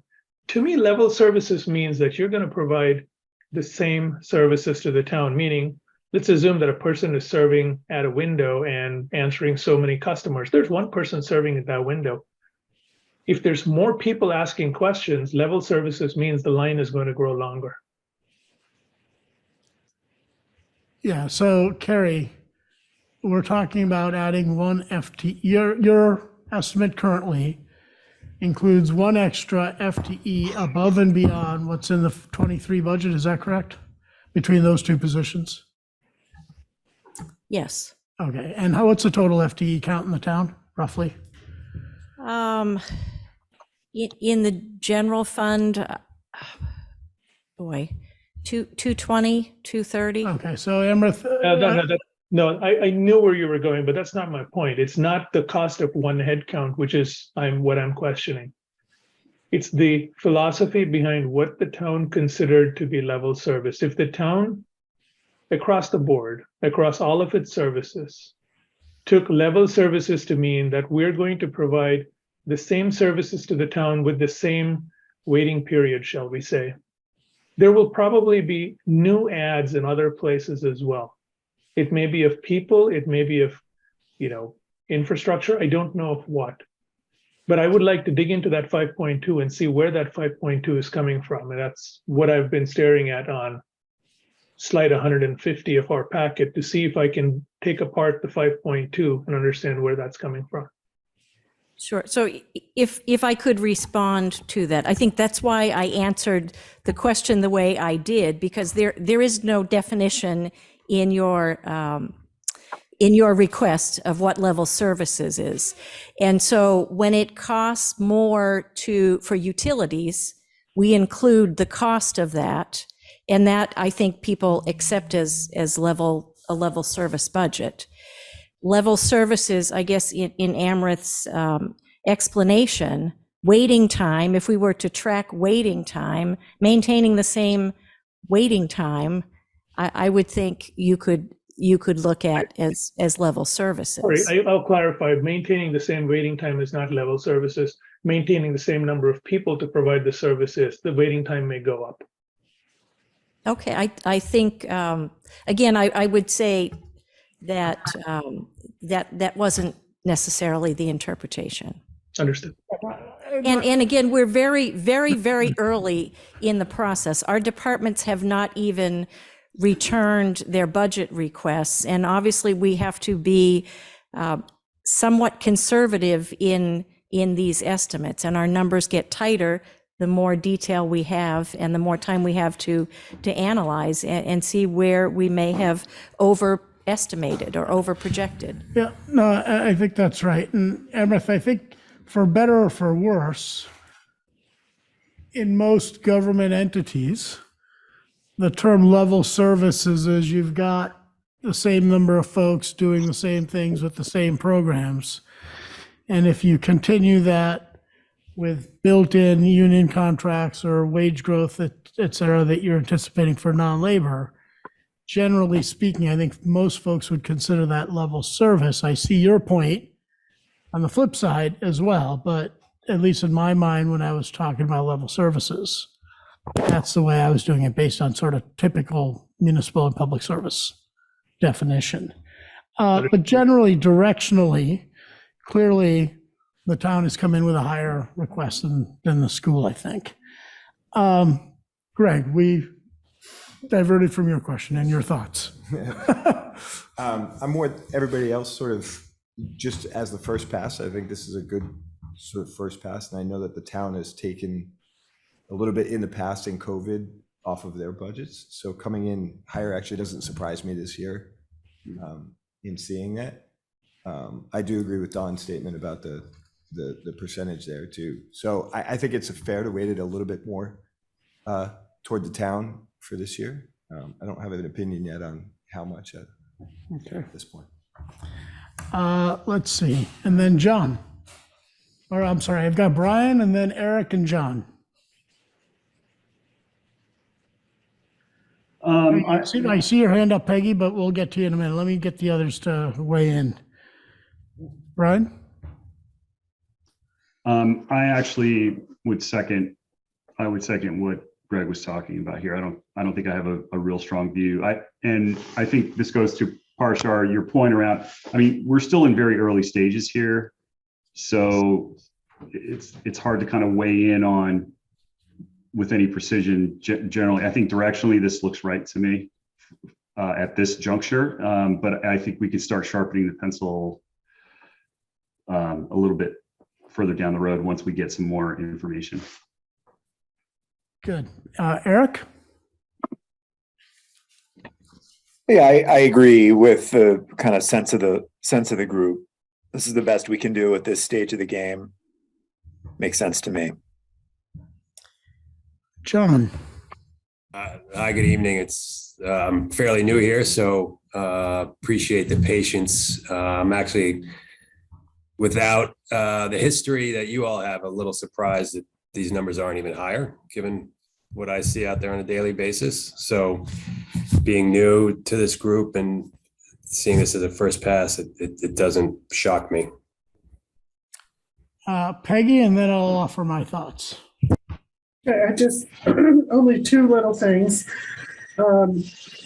Parashar, you presented us with the personal income growth. It was back in June. Given this discussion, I think it might be worth looking at the assumptions and data that you used and see if that number has changed in the, it's only been several months, but maybe there's an update. So I would just mention that. And then also, I think, utilities, energy. So, electric, gas, et cetera, is should be a very significant number, both for the town and the schools. I think that we would benefit our town meeting and voters to separate out the answer to the question, how much of this increase is associated with that line item. Okay, made a note of that. I think that's probably more for the schools and the towns eventually, maybe as an exhibit or something.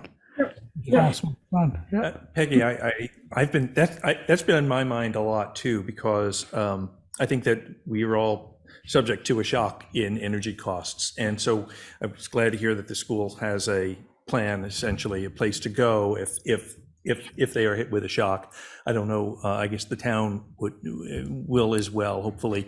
But I know that so will our citizens as well have to figure out what they're not going to do. I think that's really what it comes down to, is to pay the added cost of heating and lighting. What am I not going to do?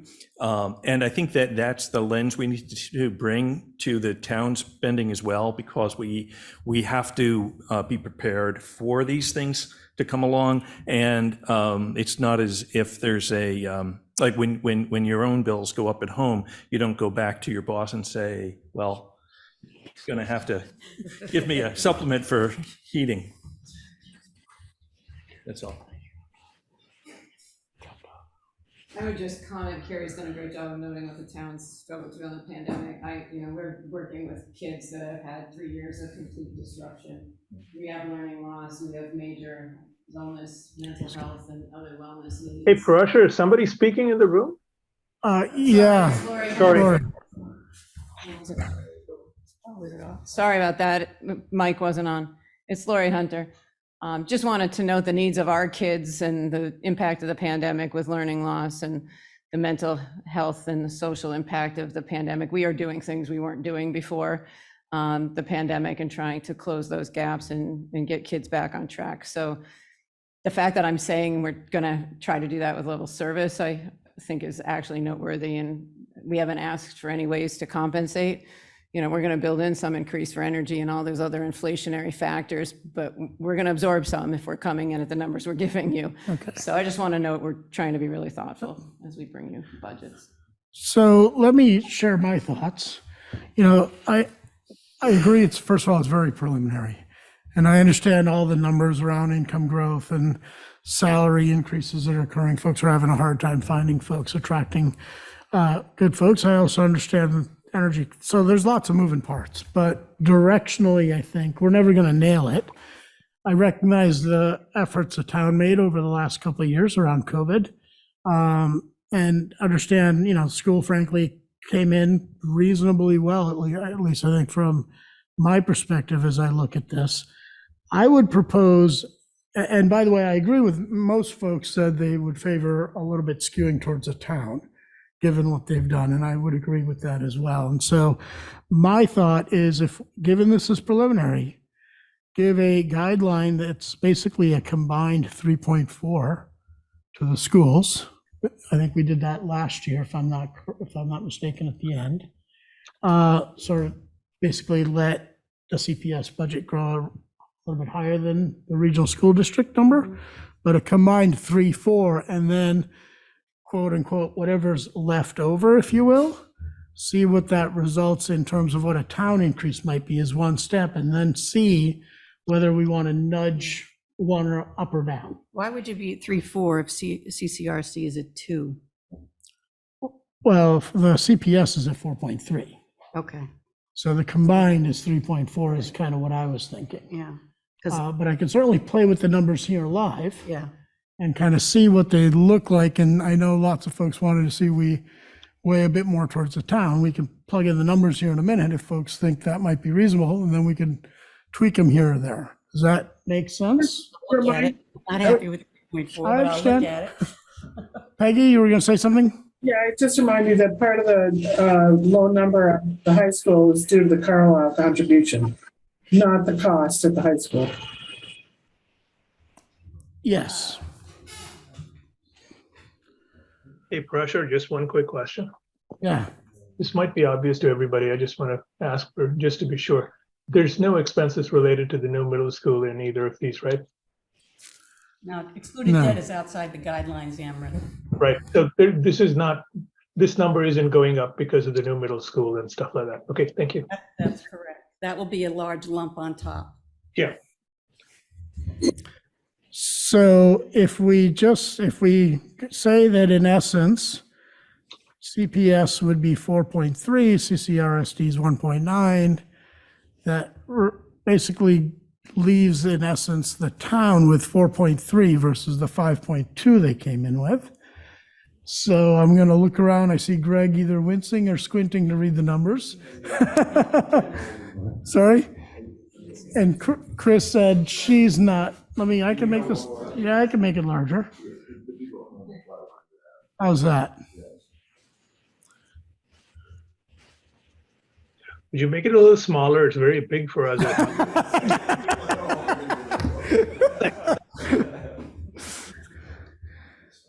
You're going up 1.8 million on CPS? So it would. I like talking about the dollars, the percentage on industry. I want to see the money. Okay. So it's 1.8 million, I think, on CPS. Yes, 1.8. And that would leave, and we have a total change of 3 million. That was the request. So that would leave 1.3 for the town. Sorry?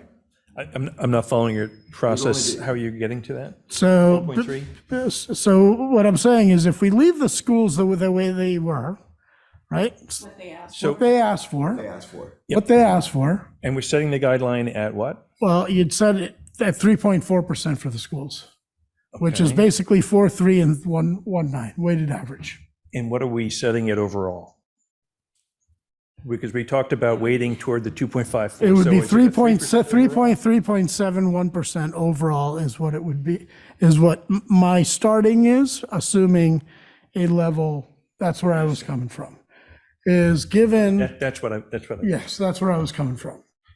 And the reason I say this, and look, we've talked, at least in the 4 or 5, I don't even know how long I've been on the committee, which is sad. But we've always talked about this pressure to the balance. At town meeting, the voice of the residents, which is frankly the only voices that matter at the end of the day, have spoken up. And they want the services that we've been providing, that the schools and the towns have been providing, recognizing that it's higher than the national income growth. I recognize that. But the town appears to be willing to make the effort, sacrifice, whatever you want to call it, to go in that direction. And so But- if you start off with Yeah. but again, that's my opinion. We're here to Right, discuss and talk. right. I So, think I'd be a that's little where I more came from. comfortable if per Peggy's suggestion, if we make sure that the 2.54 is the latest data, because, and to John's point as well, these numbers are not necessarily, they're not huge increases. I'm though thinking ahead to next year, right? Yep. And that we're going to be looking at much bigger jumps. And I know, in thinking of my neighbor who lives on a pension, Yep. so how do we keep all of the citizens in mind? And I'm happy to come back with numbers, right, when we talk next time, but right We're now gonna we've vote got to vote tonight. on a preliminary. We're gonna vote tonight. And again, We're it gonna is have to vote. preliminary. It doesn't mean we can't change our mind either. Yeah. We're trying to provide some to guidance the and feedback budget to meetings. them. Right, And no, I I agree. think just the discussion hopefully is helpful, knowing that the constraints we're under. I still don't understand what the dollars are going to be. Yeah, the way Sit here. Parashar's computed the dollars, it's a little bit confusing because he's using the weighted average of 3.4 between the schools. And Okay, there you go. So basically, if they came in with a request of 3.99, Right, I got that. got that. I'm suggesting we bring that total number down to 3.7, is step one. Okay, Okay. and what percentage is that? That's 3.71. And why would we do that? Again, it's just the level service number that we had. Which is, you mean, 3.71. it's outside our guardrail, It's right? it's at the top end, The the top. top end, that's Okay, all. I see. Right, and that leaves you with 3.7. Okay, If we give the schools what they were requesting, 2.3, right there, that leaves 1.3 for the town, basically. uh-huh. Which is a $300,000 reduction. Which is a 1.3% increase, but a $300,000 reduction relative to where they're starting now. Okay. So we can scale back the school a little bit and, move more money to the town, but let's just have a starting point and then kind of Okay. see where we end up. I see. Yeah. Can I jump in? Who's the Sorry. eye? Brian, Oh, sorry, Brian, jump in. Brian. Sorry. Let me turn on my camera. So I do recall a number of years where we run into this sort of situation on the front end, Parsha, and I appreciate everything that's going on here, but because it's the first pass and this is very preliminary, I feel like we could split the difference between the two and then come back once we have a better understanding of where these budgets are going to fall. Because for us to kind of haggle over these numbers at this juncture just seems a little bit strange to me. So you're suggesting just split the difference? Is that what you're suggesting? 3.1, which is where Christian You said there's about $300,000 difference between the two budgets. We don't exactly know, there's sentiment here to accommodate the town, which makes a lot of sense. There's a lot of good rationale behind that, but it's still so early. And so the point is, for this particular vote, let's split the difference and then let's vote on this to see if we agree. Okay. And then if for whatever reason we receive more information down the road that prompts us to change our minds, we have the ability to do that. Yeah, so I'm all for splitting the difference. What difference are you talking about? So I think what Brian is saying is take $100,000 off of each budget. Take 100. Take 100. Schools budgets and give it to the 150. No. What I thought I heard you say, Parshar, is the difference when you go to level service, and if you're talking about 3.71, Right. once you get to 2.337 for the schools subtotal, and you think about the town, the difference of getting the town to parity is about $300,000. We're not quite sure if we want to give that all or not. So why not split the difference of that? Okay, so to be very clear, the 300,000 number came because, so if you think about if you go with what the numbers are here, if you go with this number, the town would actually be 300,000 less than what they requested, and the schools would be $0. So you're suggesting taking 150 from the school and giving it to the town. Is that what you're suggesting? He's essentially saying 3.71 per bowl. Oh, is that what you're saying? 3.71 for both? Yeah, he wanted to split the difference, which turns out to be 3.71 for both of them. It's the same math. Okay, wait. So, I don't agree with that. Yeah, I'm right? not So sure. we've never been around 3.7 ever. He wants to take right? the 300. Okay. He wants to take the 300 and split that between the two. Okay, well, Right? okay. Which I don't know if that's what he wants to do, but That I would understand what you're essentially saying. bring it to 3.7. I don't agree with that. That's okay, and that's fine. That's all I was suggesting as a first pass vote, because we're gonna have to vote on this again once we get better numbers. So I'm just saying, Yep. we're not gonna have any precision tonight, so let's not try to do that. Got it. Okay, so So basically taking their number, the school's number, and reducing it by 150 to drop them down, and then adding 150 here. I think that's what you're suggesting, Brian, right?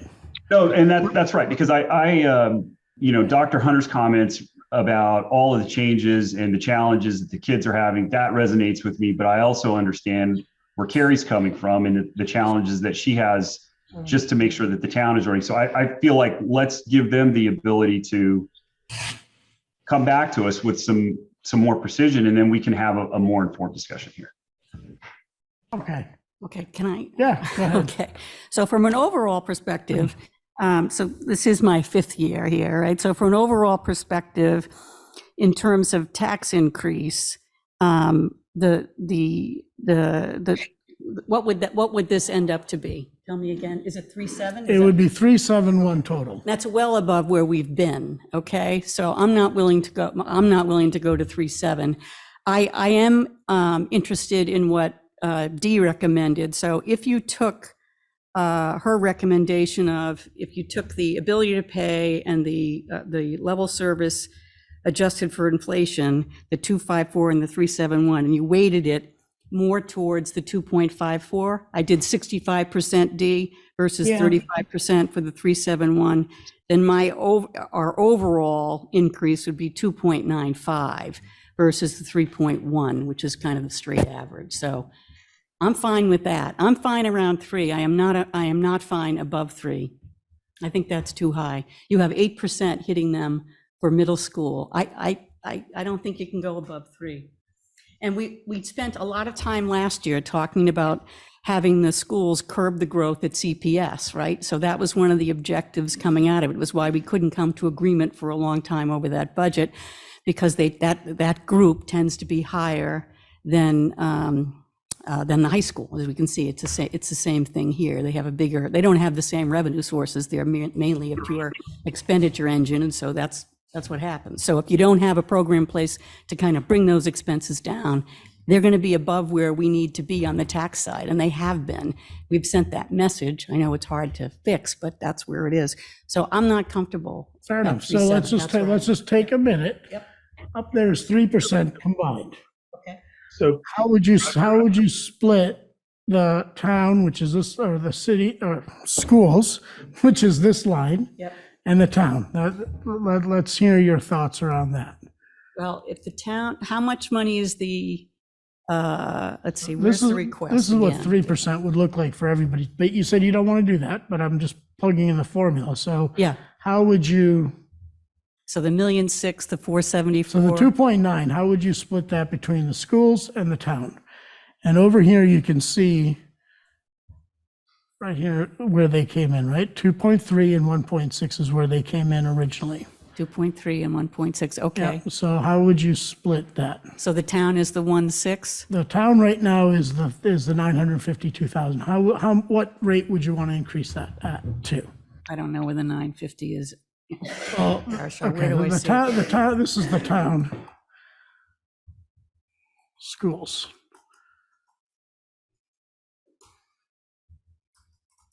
So you said overall, you want to increase 3%.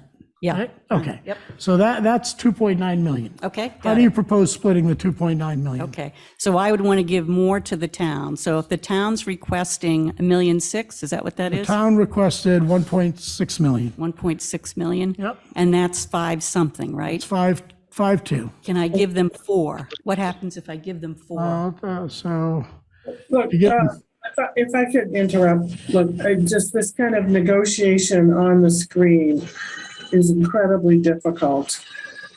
I think, Parashar, I think you have the information from the committee that 3.7 feels too high. We know the community wants level services, which is 3.7. I think we should ask all three of the bodies to go back and trim their budgets. I don't know whether there's a certain number that we give them or a certain percentage we give each one of them. I guess I'm not sure exactly how you've done it in the past at this preliminary stage, but negotiating person by person throughout the finance committee at 9:00 on a spreadsheet is starting to feel less productive than kind of getting the sense of the meeting with a overall message as opposed to actual numbers. So, Peggy, I'm going to ask Carrie this question.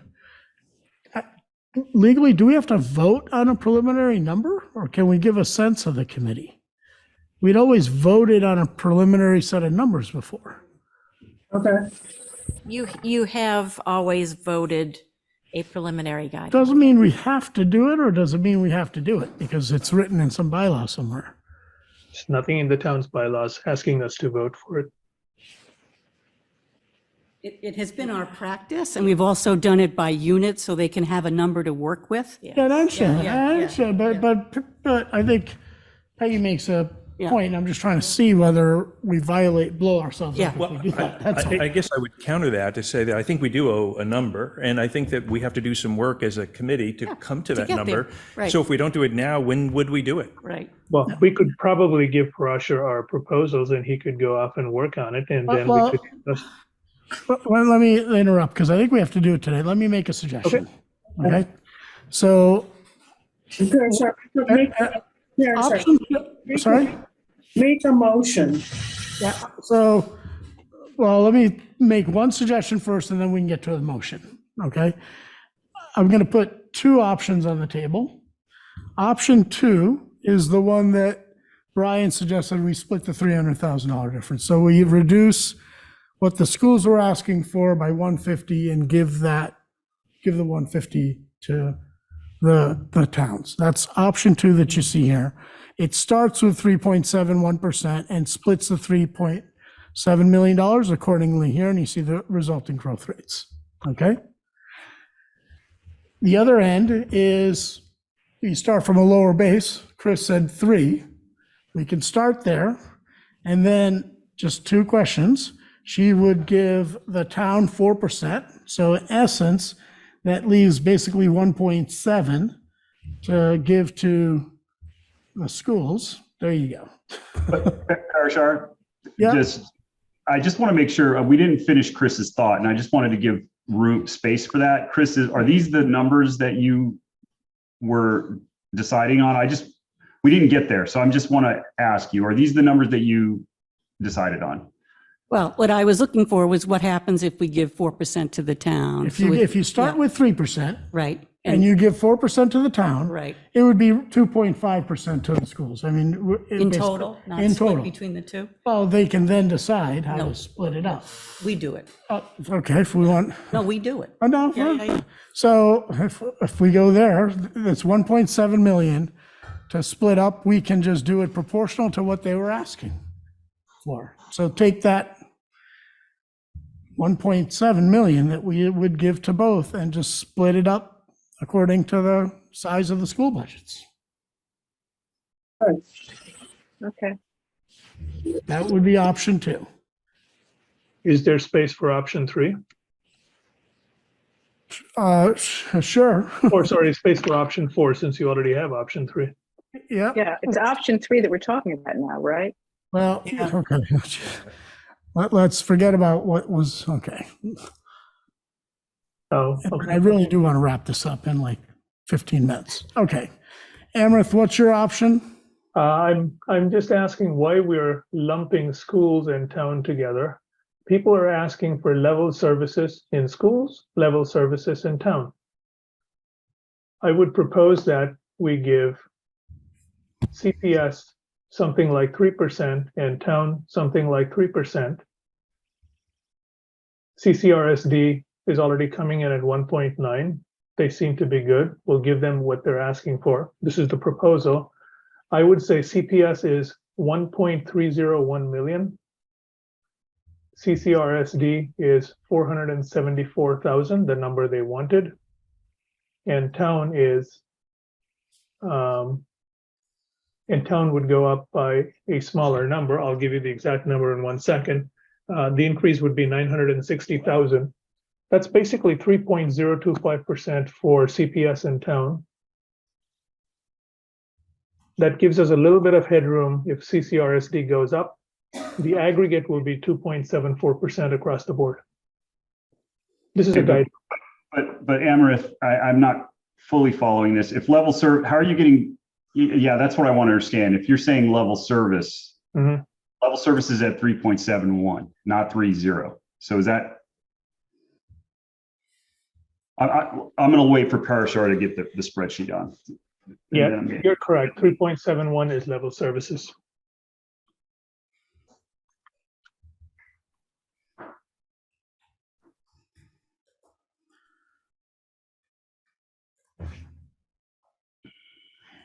Okay, so what were you suggesting, Emma, for the town? I've given the CPS 3.71.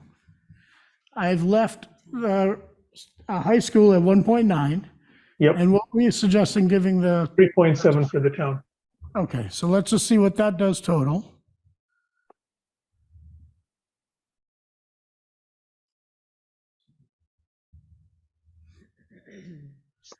So that results in a number, let's just get rid of this. That is, yeah, $4 million, right? The town number is not right. Is the town number not right? 56. Calculate. Oh, yeah, hold on, that's right. Let's. I mean, I'll take it. Okay, so the town starting number was 31 million. There you go, thank you. Okay, 32 and 3.2. That would be an aggregate increase of 2.8 something percent. Oh, hold on, let me just make sure I've got all the numbers. B7, 8, and 11, that's correct. 3, 7, this is correct, and this times 31. Not there. Okay, that's 32, yep. And that is correct, right? Okay, so they asked for 474, 1.8, 1.117, okay. So that's what it results in. We still have roughly $300,000 over if you go with the 3.71. So you'd have to reduce CPS and or the town. 300,000 over. Sorry? Over the 3%, but what percentage? What percentage? Hold on. No, I was wrong. Hold on. It was 295. Yeah. Okay, hold on. So what that would do total, if you just started this way, 99. You would be at 3.3% in aggregate. 3.25. Okay, let me get one more decimal place. 3.26% in aggregate. Yeah, no, I'll get there. Okay, so do you get basically a $4 million increase? Is that right? Tell you a second. 5 million. I'm proposing an increase of 3.247 million. 1 point.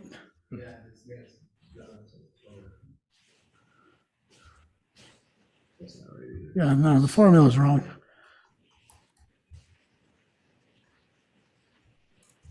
$3.2. There we go. There you go. Okay, so That's what I'm 3.2. 3.2 versus 3.9. Okay, so it'd be a $700,000 total reduction. Are folks comfortable with this? It's 3.26 overall. 3.26% overall. No, I want lower. All right, so let's do this. I think we have 3 proposals on the table. We have one with a 3.26% increase, split this way. We have one with a 3% increase, split accordingly here. And we have another one with 3.71%, weighted more towards the town, et cetera. Do we want to go through these one at a time, or can I just tally votes for each one of them one at a time? All right. Fair share. Yeah, that's what I'm doing right now. Fair share. You got to give them each a different name. They're all say option 2. Well, this, option 2 always wins. We like that. We like that. The first option too. Yeah, okay, option 1, 2, and 3. So option 1 starts at 3.71. You can see the number here, overall increase of 3.7 million, split, weighted more towards the town than the schools, okay? And basically reducing what the schools asked for by 150,000 and giving a little bit of that back to Cary and the town. Those that are in favor, let's just go quickly around the table. I can't see everybody. Let's do it here. Anyone here in favor of this? I just want to see a show of hands. Sorry, Parashar, can you just slide through them again to horizontally? So option 1 is 3.71 altogether. Yep. 2 is 3%. Yep. Option 3 is also 3%, only. No, hold on. I know, but I'm gonna just get rid of this. Okay, it's confusing. I don't want to move anything relative to, yeah, but So what's option 3? 3.26? 3.2, right, highlighted right here. Okay. And was there an option 4? There is no option 4. All right, PowerSharp, maybe you should just go around and get a sense of which of the 3 options each of us is leaning toward, and then. Exactly. So Lois, let's start with you. Okay, I like option 2. Okay. Who's next? Greg. I'm still trying to figure out just the difference in 1 versus 3. I can't hear. It's Trying to figure out the difference of 1 versus 3, and I don't think it's that much, but I'm trying to find it. So here's the difference. In 1, you start off with 3.71 and distribute it. In 3, Amherst is giving 371 to CPS in the town and leaving the school district at what they wanted. And when you do that, it comes out to 3.2% increase. Okay, gotcha. Okay? I'm going with option 3. Okay. Only because I could see out of the corner of my eye. Chris? Number 2. Okay. Don? Number 2. Okay. Lois? Lois said number 2. I said number 2. Lois said 2. Okay, who else is on for Amherst? I'll go with option 2. Okay. Even though you proposed 3. Yeah. Disappointed. No, the way I proposed 3, the number would have come out to 3.025, which Yeah, we thought it was. that's 3.0 is what you got. Yeah, okay. D? Option 2. Peggy? Option 3.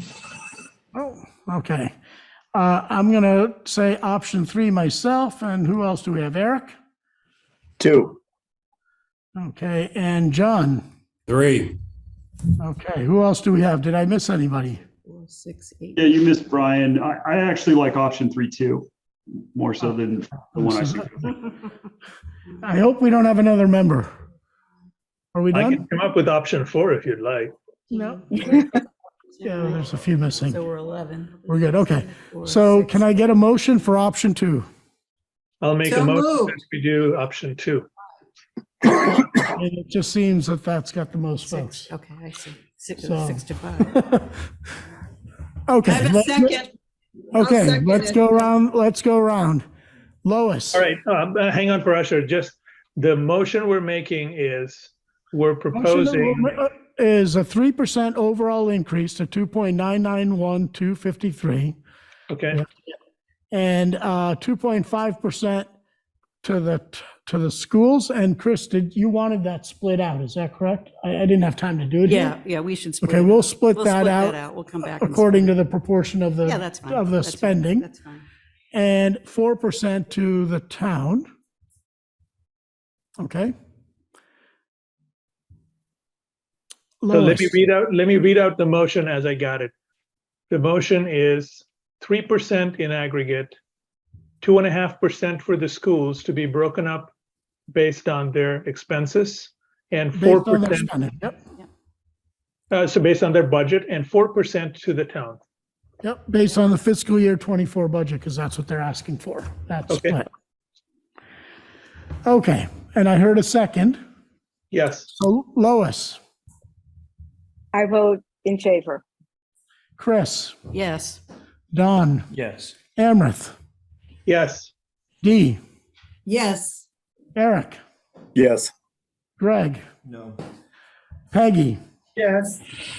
Rosher, no. John, Yeah, just so I'm sorry, again, I'm new here. I'm voting to approve that option 2 is going on the record, yes. Preliminary numbers.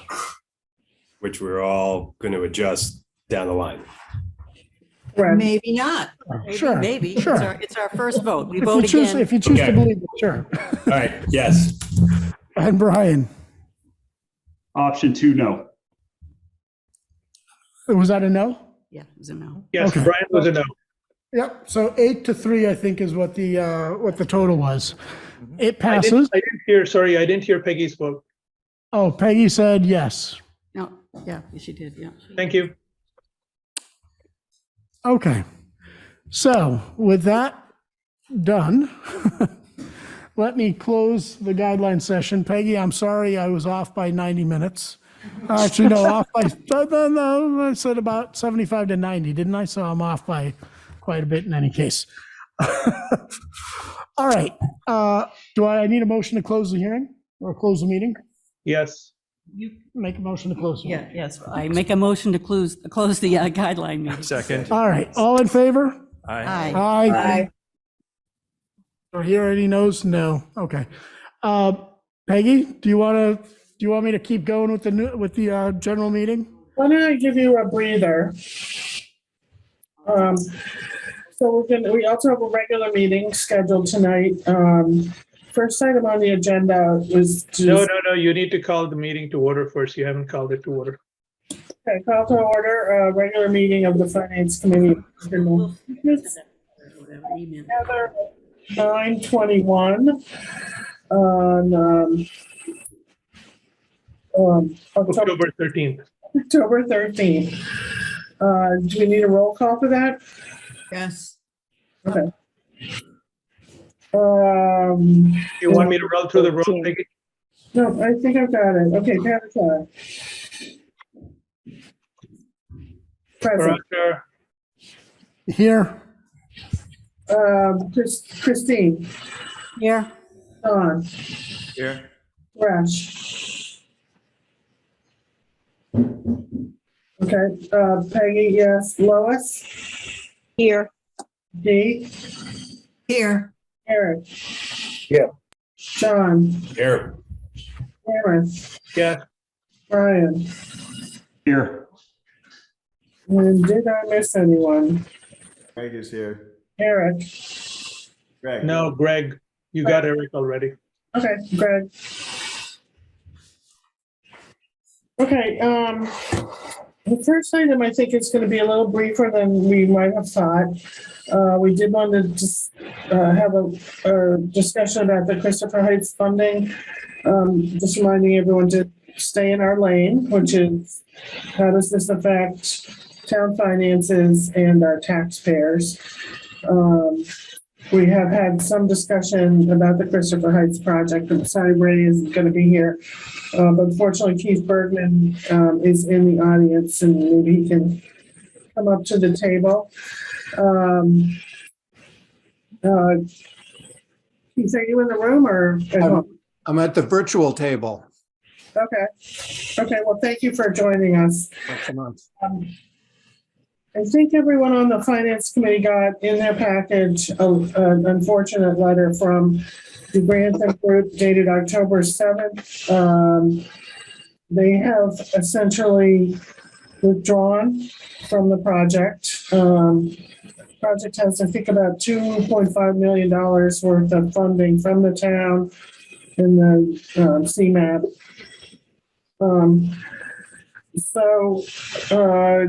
The discussion of additional funding is what we've been focusing on, where the developer was going to the state for some additional funding. The state basically said the town has to put up some more money. In a previous meeting, we talked about CPC money, or, allocating other CMAP funds, et cetera. So, Steve, do you want to just give us an update from your perspective? As I said, Sure, yeah. And how much is on our plate at the moment. Very good. Thanks very much. Happy to give a quick update.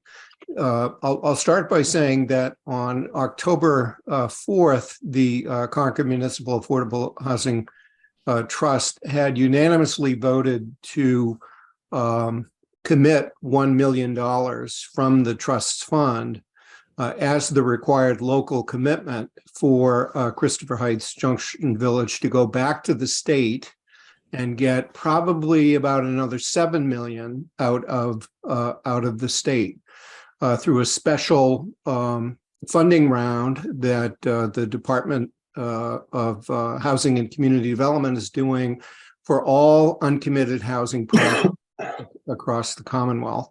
That if your project had prior DHCD approval, it no longer does. If you haven't started it, and you'd have to go back and reapply, largely because the increases in project costs that have affected affordable housing developments across the Commonwealth, not just Junction Village.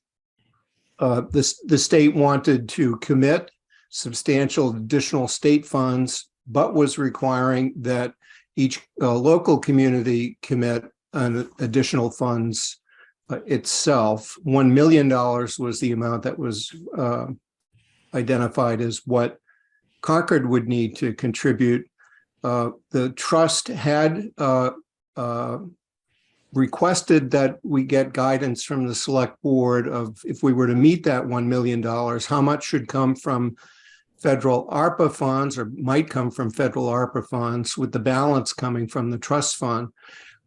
We learned on October 4th that essentially ARPA funds are now part of a process, the results of which we would not know by a drop dead deadline of October 27th, which is by when the state would need to have the local commitment in place.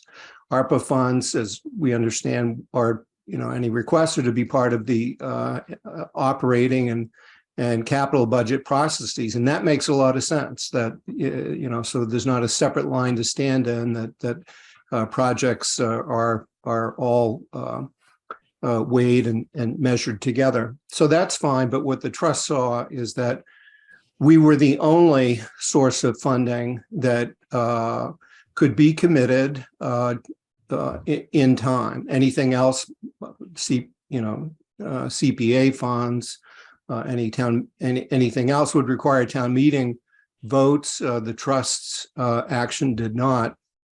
However, the additional step that we had seen on October 4th was that the state would require that the town, and that is the select board in a town, would need to vote to support the request for additional state funding. And so that would require a letter of support from the select board. So in essence, what the trust voted to do was to commit $1 million for the project, and request that the select board do the letter of support. We got that on the agenda for this coming Monday night, October 17th. And frankly, crossing in the mails were the letter from Grantham Group that has been mentioned. We're still on the agenda. The matter is still on the agenda. The question that the select board had directed to town council on September 19th and what guidance the town has on enforcing agreements with the developer, that those matters are all there. I think what we're looking for most is just a general direction or guidance from the select board of, what direction should we be going in together on affordable housing? If it's not to be this project because the developer wants to walk away, or before that happens, is there nothing we can do to convince him that no, the town supports it? This project has been on the town's radar screen for a very long time. It was in looking back at some of the materials recently, I see that Junction Village was identified even in 2014 as the development that was going to keep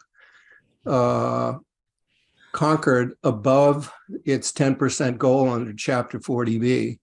And what the trust and its fellow housing entities spent a huge amount of time on this summer was what are the strategies for staying above 10%? We satisfied ourselves, and based on the staff input, that it's Christopher Heights or bust as far as staying above 10%. And that, by the way, would occur, falling below 10% would come when the federal census figure comes out in the spring of 2023, which will become the new denominator for calculating the what 10% is. And so we're going to be at the select board's meeting on Monday night. We'll have more to report in the future, and certainly want to keep the lines of communication open with the finance committee. If we just from a funding standpoint, the trust has felt that the highest and best use of the trust fund's balance, which is $1,080,000, is Junction Village. It simply is. It adds 83 units to the subsidized housing inventory, and cumulatively it brings the town to about $3 million of financial commitment plus a TIF agreement. And there's no other project that comes close to producing 83 units, countable, affordable units for an additive cost of $1 million. So anyway, so that's where we stand. We want to be in close communication as things go forward. We'll be back in the future for funding of additional annual amount for the trust. We are asking the select board to refile for the coming legislative session the home rule petitions that would give dedicated funding sources for the trust from a real estate transfer fee and or a building permit surcharge. We are right about, we're all involved in updating the housing production plan. A draft of that plan is about to be issued for public comment next week. I've not seen it yet. We had some public sessions that talked about what the goals were. Of course, the goals for housing production, it's not just spending public funds on housing. in fact, the Christopher Heights Junction Village is started out as a good example of that, because the town acquired 12 acres of surplus property from the state for $1.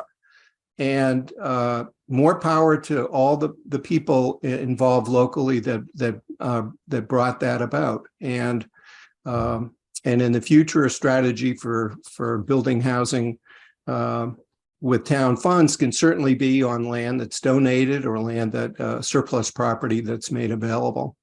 But beyond that, and the other things that will be covered in the housing production plan are that zoning and having zoning enhancements, inclusionary zoning, accessory dwelling units, multifamily units as a use by right, all of those things together are the menu of things a community can do to have the private sector, the development community, produce housing units because they're required to have a portion as affordable. So those are the things that we're in the middle of dealing with. Happy to stay in touch and report back. We're at the top of our list of things to do of development projects. Assabet River Bluff, that's 5 units, and the CHDC, the Concord Housing Development Corporation, is moving forward with plans for that, and we'll have more to report in the future. So thanks for the opportunity to take up some of your time on what has been a very busy night for you. Yes, we really appreciate you joining us tonight. Hopefully this can be resurrected using the funds that you have and the state commitment. And if it needs resurrection with town funds, we'll be back in our agenda. Thanks very much. May I ask your question, Keith? Mary, is that Peggy? Is that okay? Hi. Who's speaking? This is Don. Thank you, Don. Go ahead.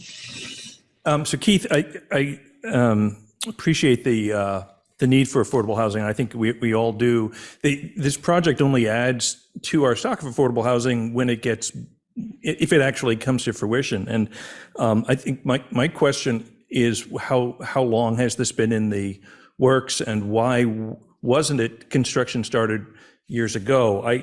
Looking for a little history online, I came across a 2015 presentation from CHDC to the select board requesting funding for Grantham.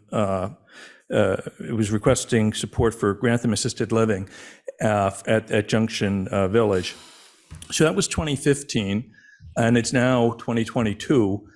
I think it would, if you would like to get additional support around the project, it would be useful if we had a project plan that said, with this commitment, the ground will be broken on this date, and this will actually get done.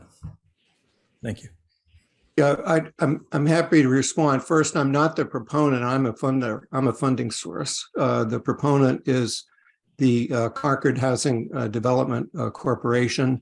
I can say though that the 83 units were once counted on the town subsidized housing inventory, and that was for the first 18 months following the Zoning Board of Appeals approval of the comprehensive permit. I think that was in 2016 or 2017.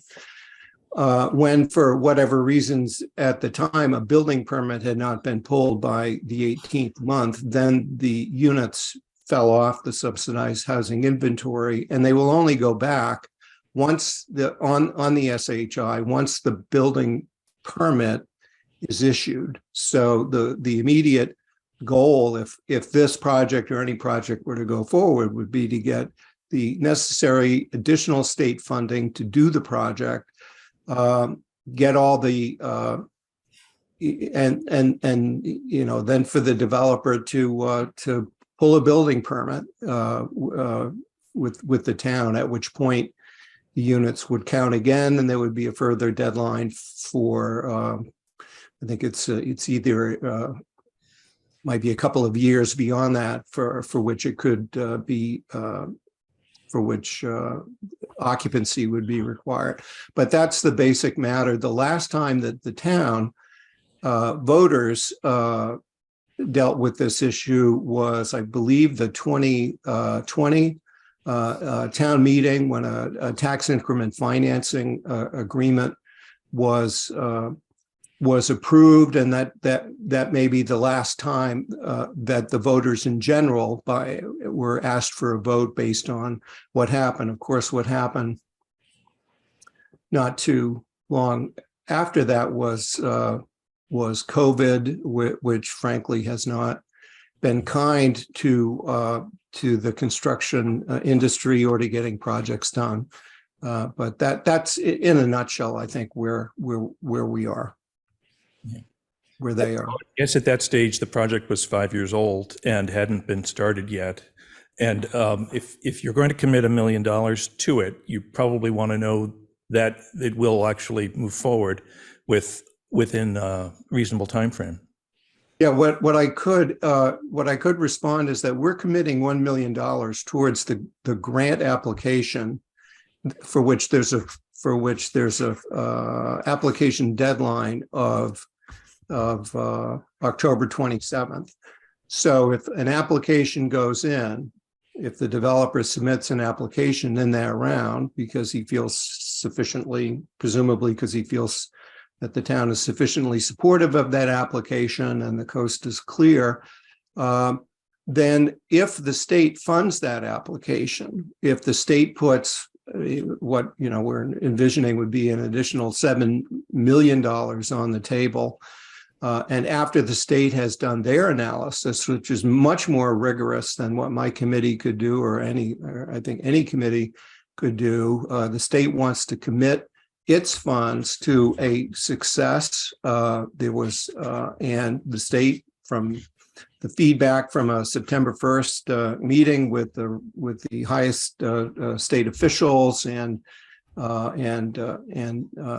town officials, the state has a good opinion of the ability of the developer to complete a project like this because they've completed other ones elsewhere. So we are putting the money on the table for this funding round, and at the funding round, if the application goes in and it's not funded, then at that point the project would not be going forward, and the money that we put on the table would be uncommitted. So that's where we are. Thanks. So I think, Peggy, we had a question from the select board as to when or if, I guess, FinCom is going to deliberate on this item. So is that changing now, or are we going to talk about it as a committee, or what are we proposing we do?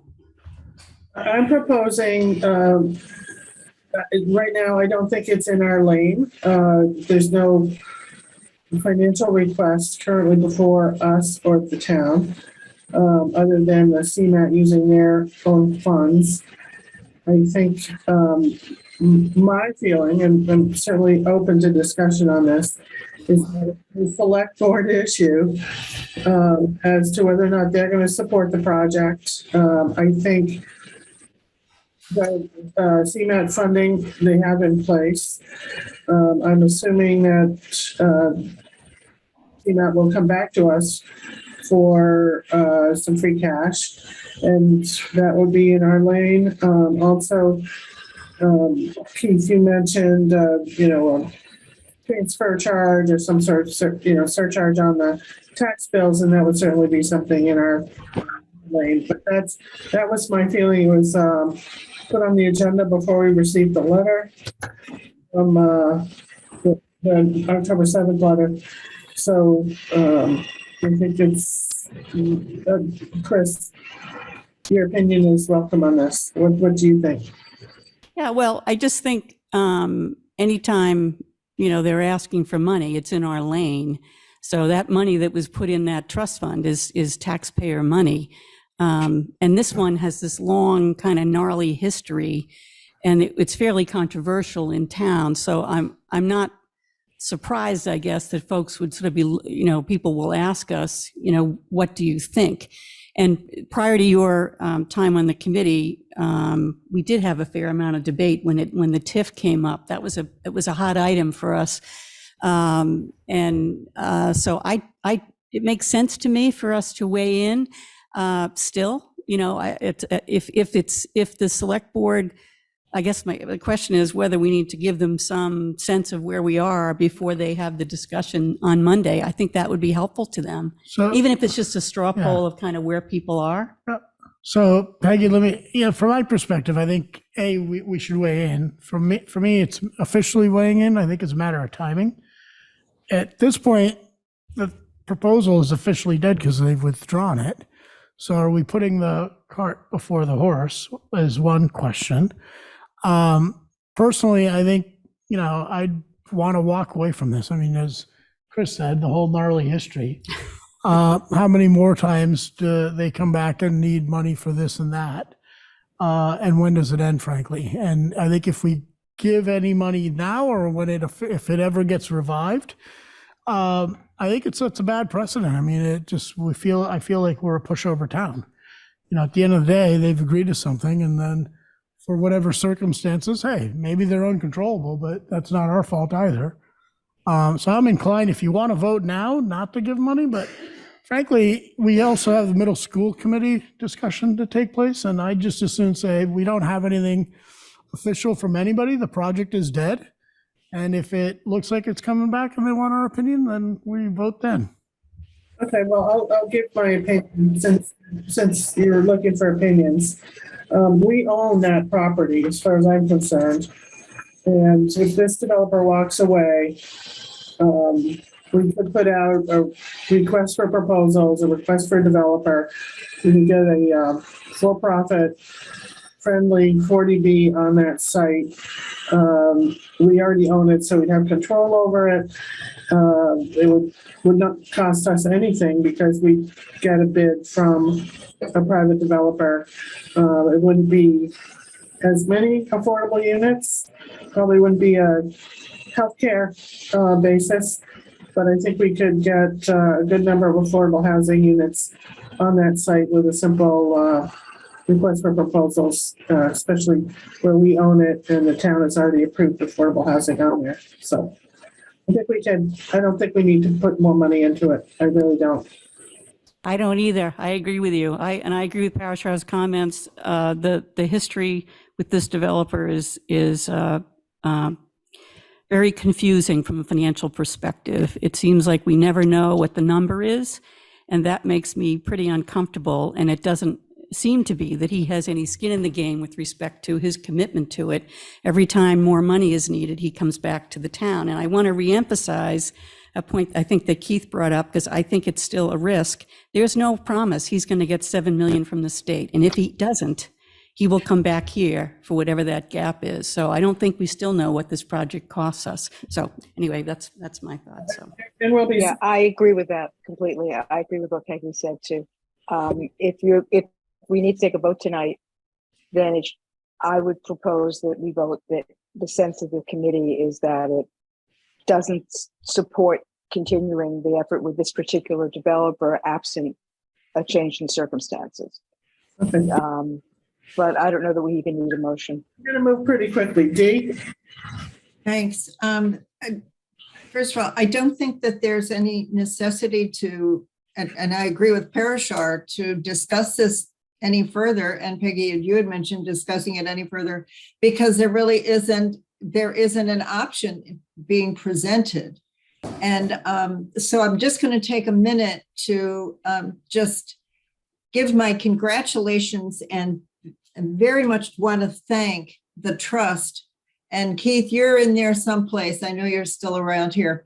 And the work that they have done on this project, they've been very diligent and they've been very conscientious in their commitment to affordable housing. And I just think they deserve the recognition. So thank you very much, Keith.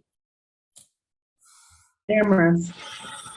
Peggy, we should probably put something on the agenda for a future meeting to think about affordable housing. If this is 83 units and it's not going to happen, and we're not going to hit our target, somebody's going to be back looking for money. So we probably want to get ahead of that. That's all.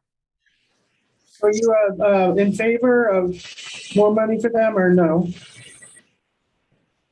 Okay. Sorry, ask the question again. Am I in favor of no money for them or money for them? Right. The sense I'm getting from this meeting, I have no history with them. What I'm hearing now, I'd say I wouldn't give them any more money. I've got Eric, Don, Brian. Anyone else want to weigh in on this? Don? Ed? Yeah, I would just echo what you've said, Peggy, Chris, Parashar, this, without a commitment to actually build the project, we are never going to have affordable housing. And so I think we need to find a developer who's willing to build it, willing to build a project, rather than committing funds with an open-ended completion, no completion date and no cost guarantees. Thanks. Anyone else? Brian? I agree with the working sentiment here. I think the letter, after reading the letter, that was a fairly adversarial letter in my view. I was disappointed to see that because if there was an impasse, I was hoping that maybe folks could come back to the table here. I've always sort of been wanting to understand sort of what the per unit cost of it is, because $1 million on 83 units just seemed like a pretty good deal to me, incrementally, because I know we were already paying into this. But I don't think that there is our ability to come back to these guys after what's being exchanged verbally, I just don't think is a good idea. I think the trust is broken. We need to move on, but we do need to take this very seriously. And I don't think it's going to be as easy as going out and issuing an RFP for affordable housing units that are going, or maybe I'm wrong, and I hope I'm wrong, but I say we walk. Anyone else? Keith has his hand up. They are, but they had asked for our view. Oh, right, so Yeah. they had asked for our. Keith, I see your hand is up and I'm going to get back to you. If anyone else wants to weigh in, if not. Yes, I just have a question. Bob is on the call here today. And I'm wondering, Bob, if you had done the research about how much money the town has invested in this and the sources of those funds. You asking me? No, I have no idea. Keith may know. Okay, Keith, I'm going to ask you to be very brief here. Sure. Yeah, I wanted to offer two clarifying points. One is the town doesn't own the property. It's the Concord Housing Development Corporation, which is not a town entity. Certainly they're local, but they're not town. And they don't, and the CHDCs doesn't seem to be here tonight. I don't know if they were or were not invited to the meeting, but so that's unfortunate that they're not here to defend their project. And as far as how do you get affordable housing built?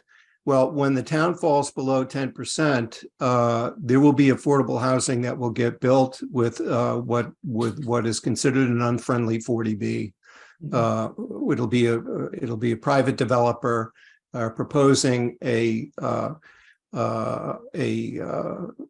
affordable housing development. 25% of the units, if they're at least, would be deed restricted as affordable. The rest market rate. And those would be produced at a location and density of the developer's choosing, not of the town's. And it won't involve the expenditure of any town funds. And that is a strategy for achieving affordable housing, but up till now had not been the strategy that the town wanted to pursue. So thanks. Okay, thank you.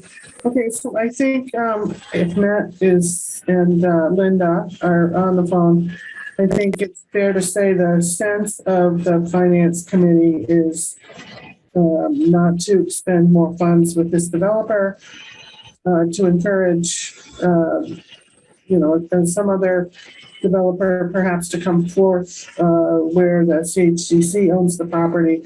I think it would provide an advantage to a developer to work with the CHDC and CMAT and the town on that very site, which is generally approved. And if that could be done quickly, I still believe that would, we could avoid unfriendly 40B. So, Matt, Linda, any comments before we move on?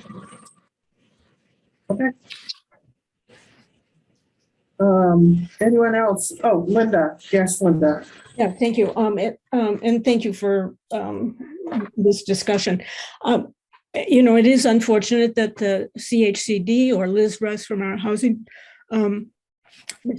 housing service office wasn't here, because what happens is there are answers to some of the questions that were raised tonight that any one individual may not have the response to. We do have a unit cost. There was a timeline for construction. There is a timeline for construction should it go forward.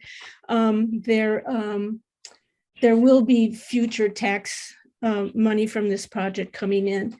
And so I guess what's disturbing to me is that with the lack of full information, there is misinformation that continues to get circulated.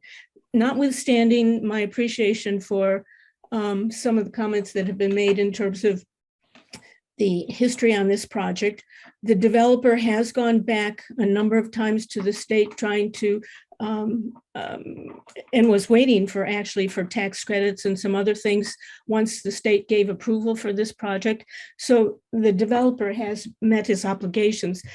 If the letter seemed somewhat aggressive and disappointing, as that was pointed out, if you were at the select board meeting where the last select board meeting where this topic was discussed with the developer present, there was a hostile environment by some people's interpretation, but certainly a difficult conversation at the least, which I think in fact led to where we are now, given that there have been numerous years of many staff people and committee hours and volunteers who have worked on this project over a long period of time with town meeting approval twice and committee approval and recent planning board approval for this project again.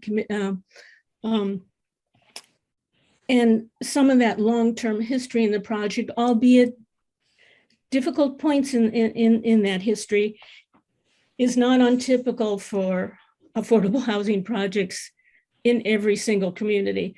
So, I appreciate, in terms of the information about what has been committed to date, 1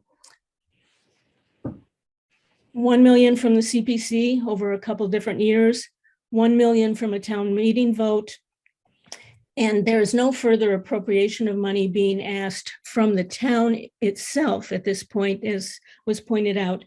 But money, as Keith said, that's already been appropriated and is in the CMAT or trust budget.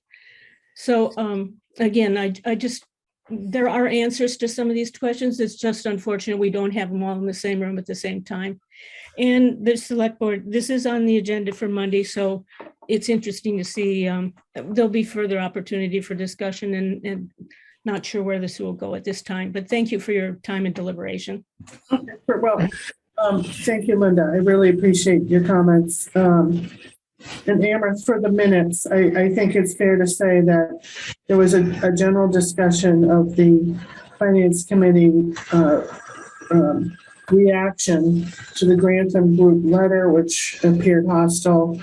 We feel, we may not have all the information. It may not, there's no current request for funding, and we support affordable housing. But we are concerned about putting more into a project that just doesn't seem, that feels uncertain at the time. So, Linda, Peggy, Mary's here and would like to say something, but can I just ask one simple question to Linda? So Linda, I appreciate all the work and effort that's gone in. I really do. I guess for me, the simple question is, if we give additional money, is there any guarantee that they won't come back for more? So that question was asked at the last select board meeting. And and specifically in this form, I asked the question, if there were additional cost escalations, if in fact the state would approve the next application, who would be responsible for those? And he clearly said that the developer would at that point. I think what he said, Linda, because I was listening closely, that was one of my questions, was once they begin construction, he owns it, right? He owns cost escalation at that point. But between now and whatever that is, I don't think he said he covered it. So that was what I heard. So I could be reading it wrong, but that's what I heard when he answered your question. Okay. Okay, Mary. Mary's here at the table, I'm sorry. Hi, Mary Hartman, member of the select board. Since we seem to be debating this a little bit, I'd like to weigh in. The other thing I'd like to add is that we have approved the $2 million TIF agreement, which is, again, another $2 million in addition to the $2 million that Linda mentioned. But I really want to address the idea that the meeting with the select board was hostile, because it seems to be relevant to our deliberations here tonight. And I was at that meeting, and we asked some tough questions. And I think that tough questions make better projects. So I didn't feel it was hostile. I remember at a hearing once, Dr. B from the Minuteman School stood up and he said, "I'm so glad you people ask tough questions, because it makes me a better manager." So yes, we asked tough questions, and again, I think they make better projects. So I'm not sure it was hostile. It was tough. Thank you. Thank you. Okay, so that TIF agreement, that TIF agreement is not developer specific, is that correct? It's sort of site and or project specific. Yeah. Peggy, I think it's expired, actually. Yeah. Oh, okay. Right. Let's keep abreast of this, and see what the next steps may be for us.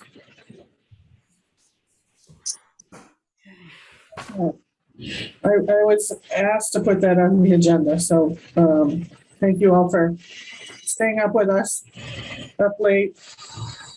Thank you. Okay, the next item on our agenda is the middle school building project. We did have, that was on our, we did discuss it, and we had presentations at our last meeting. And I have received a sense from members that there was not enough time allocated to a full discussion amongst the committee members. I believe that Pat is there in the audience, is that correct? Yes. She is. She is. So I'm not sure exactly how much, I don't think we really have any new information, but I'm, proposing just sort of go around the table, have people sort of give a sense of what their questions are, what they're thinking at this point.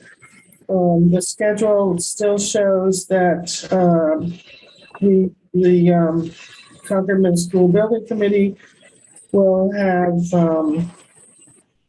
the reconciled estimate for 60% design at their next meeting. That's a week from now on the 20th.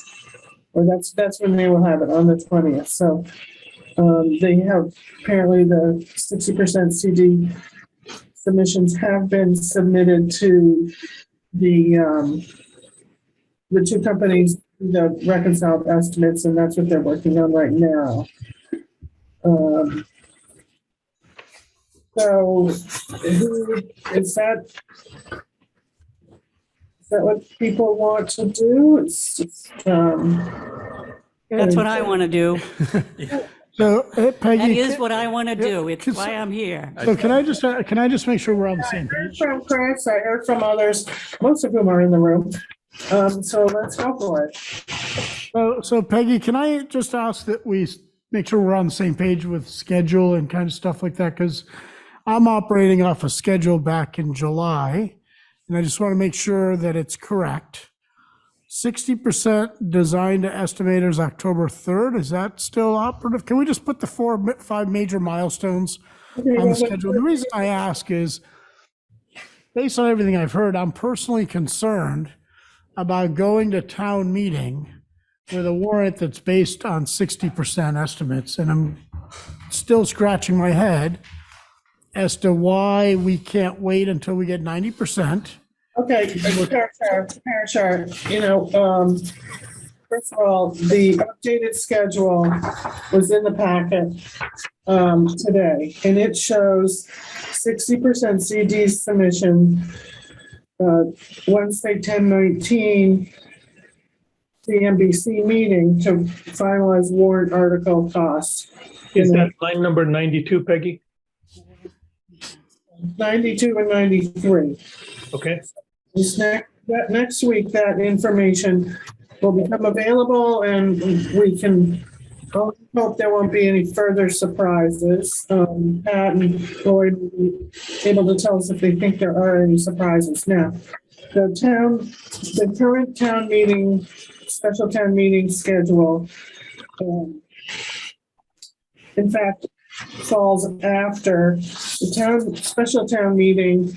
Parashar is dated Thursday, January 19th. And this current schedule has the 90% design.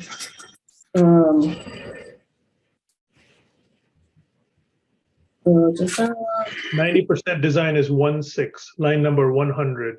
Okay, so that is before the town meeting and in time to adjust the actual motion at the special town meeting. So the Board of Selectmen heard us, they heard other people, and they have moved the special town meeting until after the 90% CD submission. Line 101, I'm looking at 101. Look at whoever's on this screen, sharing the screen. Move up to line 101. That's the 90% submission, January 13th. And the town meeting will follow that. Right, there we go.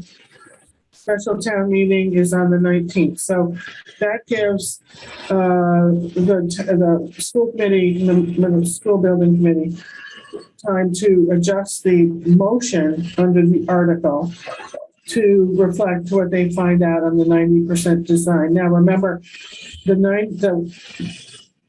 warrant article is submitted way before that, in December, I think. But so long as the motion under the article is not. No, it's not December, it's November 14th. The warrant has to be posted. I don't know whether you want to go with closing the warrant date or posting the warrant date. I'd go with posting the warrant date, which is 14th November. So they would have to propose a number which is potentially padded. Correct. Exactly. Because the motion needs to be, quote, within the scope of the warrant article, and the moderator makes that decision. Now, if the motion comes in at a lower number, I don't think there's any question she would consider it within the scope of the warrant article. if it's a much higher number or a somewhat higher number or whatever, then she may feel it's not within the scope of the warrant, because the warrant tells everybody in town, here's what we're going to be talking about. The motion is the actual number. So the Board of Selectmen heard the concern, they were reflective of the concern, and they moved the town meeting accordingly.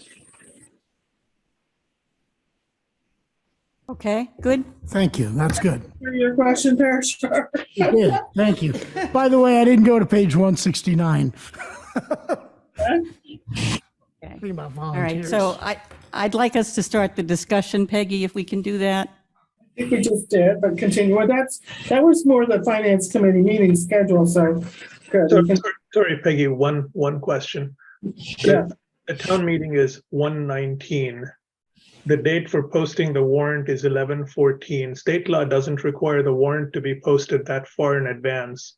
If we have a concern about the date, you do have some flexibility on line 123. You may want to ask somebody to go get a clarification on what the last date is for posting the warrant to address.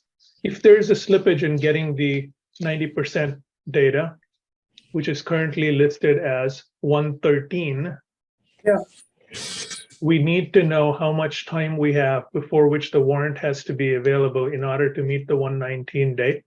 I can tell you, but I would rather the town go and figure it out and give us a actual number. There are other people who are going to figure those things out, but we have a job to do here tonight. Right. So can we get to discuss the that? school? I think I'm going to defer that question to Matt Johnson, who is online. So Matt, you can, don't respond right now, but just make a note of that question. Yeah, we have a lot to talk Yeah, about. we don't need to talk about the schedule. Okay. Okay, can I start? Go ahead, Chris. Okay, great, thank you. So I've been thinking about this question. So the question is whether the school building committee has a request to come to the town for additional funding. So in thinking about that, A, as an observer of the building committee, which I've been watching for 2 years now, and B, as a finance committee member, I considered a couple of different things, and I wanted to share that with you. So one is around process, right? So the committee is charged with managing, part of their job is to manage the budget. So in watching their discussions around how to react to the budget overrun that came through in June of this year, I was interested in how they addressed it, right? And so when we talked in July, I told you that my thinking was I was looking for the appropriate tension between budget and design in a process, budget and the building, right? That's a common thing that you'll see, or that what I'm looking for in a financially prudent process. So that's what I was really looking at. So here's what my answer is, it wasn't as balanced as it could be. So my answer on process was not great. So we saw a design dominant tone from the top. The committee chairs and the superintendent reiterated on several occasions the sentiment that the committee cannot change the design as it was based on the ed plan and voted for by the town. They also pushed the idea that the building committee could not adjust the design to meet budget without going back to the town, which in my opinion is contrary to their stated charter, which provides that the committee has final authority on all design decisions. The purpose of having a committee is to have informed citizens take on the important work of project management, and associated with that is difficult decisions have to be made about the budget. It's part of the territory, and I think that is within their mandate. So for them to say they, particularly around a 6.5% variance, that they have to go back to the town does not resonate with me. It does not make sense. The VE process itself, which produced 1.6 million in reductions, was significantly constrained by unwillingness to impact the size of the building.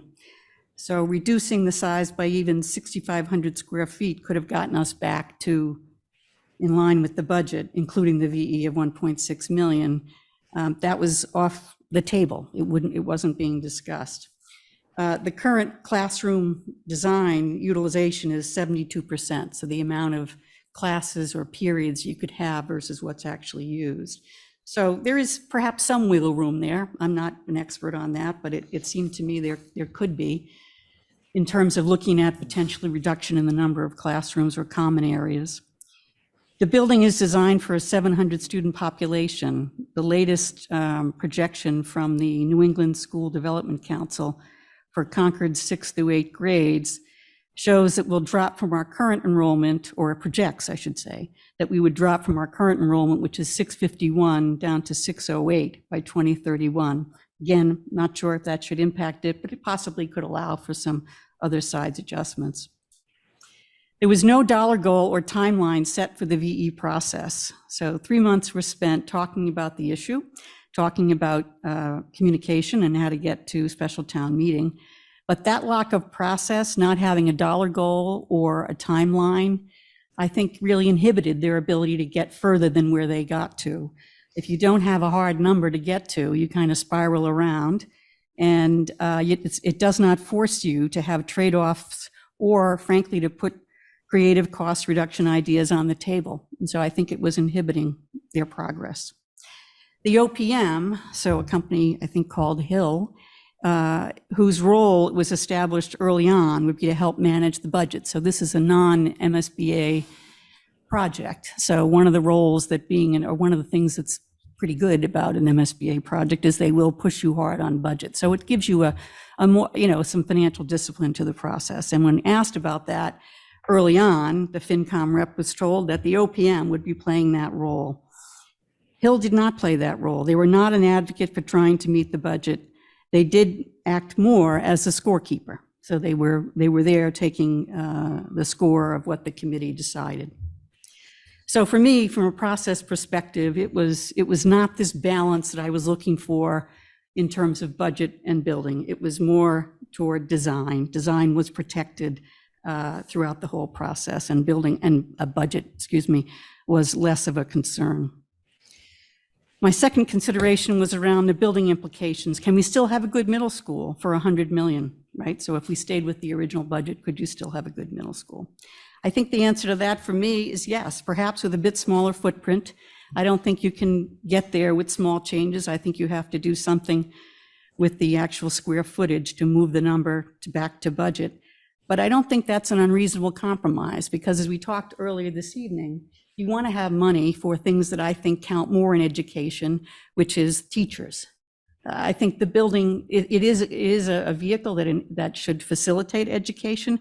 But if I have to make a choice between making the building somewhat smaller and having more money in the tax base to spend on educations and teachers, I would do that. That's a trade-off I would take. The third area is tax implications. Can the town afford the project cost growth?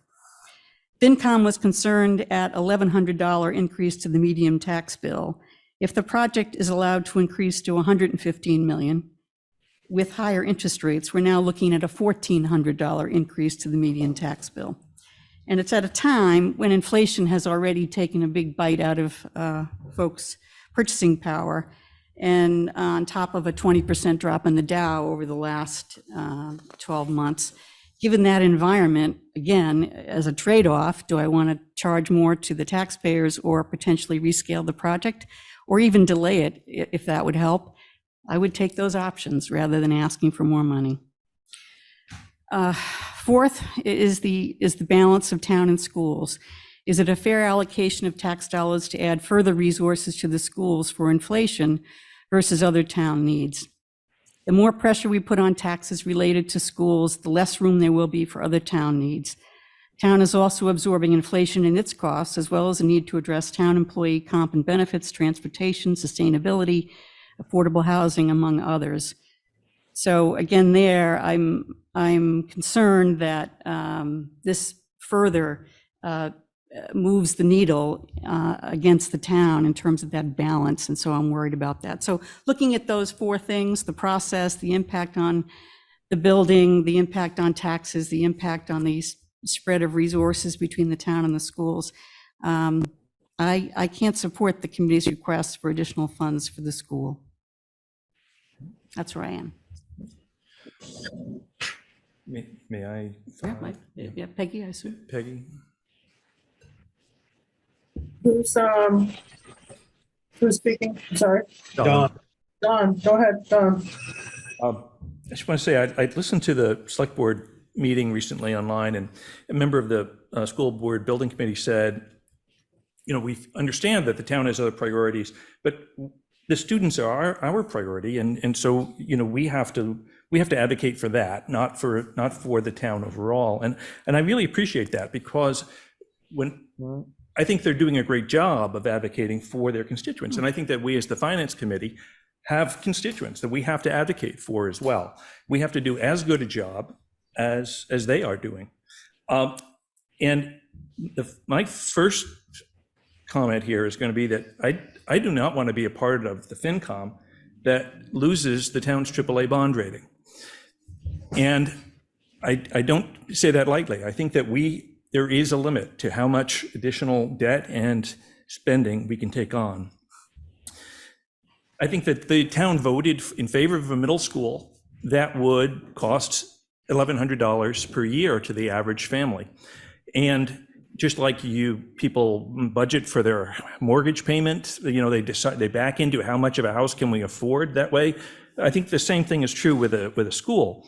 So when we look at the current increase, because a combination of the requesting more money for construction and also higher interest rates, if we go to town meeting and ask for additional funding, we're asking for a 30% increase in the payment by the taxpayers. And so if my request to each of the members of the finance committee is, if you think we should proceed with this, I'd like you to tell me what we should not do as a town to find the additional $300 a year per taxpayer, because that's the reality. Every school project, every project stands on its merits, and we all want to support everything. But our job is to look at the aggregate and say, what are we not going to do? And to Chris's point, I think there is a good school that can be built, an adequate school for $100 million. If we go to the town and ask for an additional $15 million, we have to be honest and say, in order to do this, we're going to not do that. These other things are not going to happen in town, so that taxpayers can appreciate that it's not just this sounds like a good idea. And lastly, I wanted to echo what Mary Hartman said earlier. She said, tough questions make better projects. And that's always been my experience too, that on a construction project, it takes three good partners. There's a good owner, a good architect, and a good builder. And if the owner's role is to push back and make sure that we're going to hit that budget and schedule. If it isn't on time and it isn't on budget, it's not a good project. And so far, this project is not on budget, so it's not a good project. And we, as the town, are the owner in this role. We have to say, no, we have to stick to the budget. The voters approved it. It's a stretch, but we think we can. Well, I don't even know if we can hit this the additional payment, but we said we would do it. But to go back and say, yep, guess what? It's going to be 30% more for this same building. It is really, really difficult. So that's kind of my thoughts. Okay, thank you, Don. Thank you, Lois. I'm going to call on you next. There was a spreadsheet in the handout for our meeting. We all have this. And I looked at it pretty closely. Sorry, what page is that, if you could? It's page 173. Thank you. So this spreadsheet shows that the design DD estimate with the possible value management is $3,686,000 from the original estimate. So you go up a little, line 20, construction down. Okay, over to the right, you're seeing 84,457. And that number is a $3,686,000 increase from the warrant article cost that was voted. So let's just throw around 15 million. Let's go to the bottom of the spreadsheet. The total increase at the 106, 685 is 3,869,000 above the 102, 815 further to the left from town meeting. That's less than 4 million. It's a 3.8% increase. So I just want to make sure people, I think that first of all, we are going to shortly see the 60%, and hopefully there's no surprises. But I don't want to throw around 15 million, 30% increases in kind of crazy numbers, because right now. Peggy, I think where that comes from was the amount that was voted by the building committee to put in the warrant. And I Right. assume they may adjust that number in October. I don't know. Right. But Yeah. That number was 115, right, which is 12 million above where we were. So I think that's what Don's talking about. Yes, So and it's not a crazy number. Yeah, it's a number that they put forward. Right. That's why we use it. And that payment is, Voted it. and that $1,400 or $1,300 or $1,400 was the number that we discussed, well, it wasn't discussed, but that was presented to us at our last meeting. And that includes the increase in rates, right? So it has the double Yeah, whammy in that's it. It's both in there, but that's the real number. Shouldn't we discuss this number? right now, Well, whatever number they're going to They've come asked for forward 12 with, million right? more. right now, this is the real number, okay? Until the, now, warrant is going That's to. the number they're planning to ask for. Peggy just said. Is that the number you're going to ask for? The discussion at the middle school Number building committee was this is Pat Nelson speaking, the co-chair. The number that was discussed at the building committee and recommended to put on the warrant was a number that would be up to, but hopefully nowhere near that number. That number was recommended after some discussion to account for any unforeseen events that we don't know what's going to happen with escalation and with the economy. And Right. we're seeing other towns having similar escalations. And it was recommended that we increase our number rather than just asking for the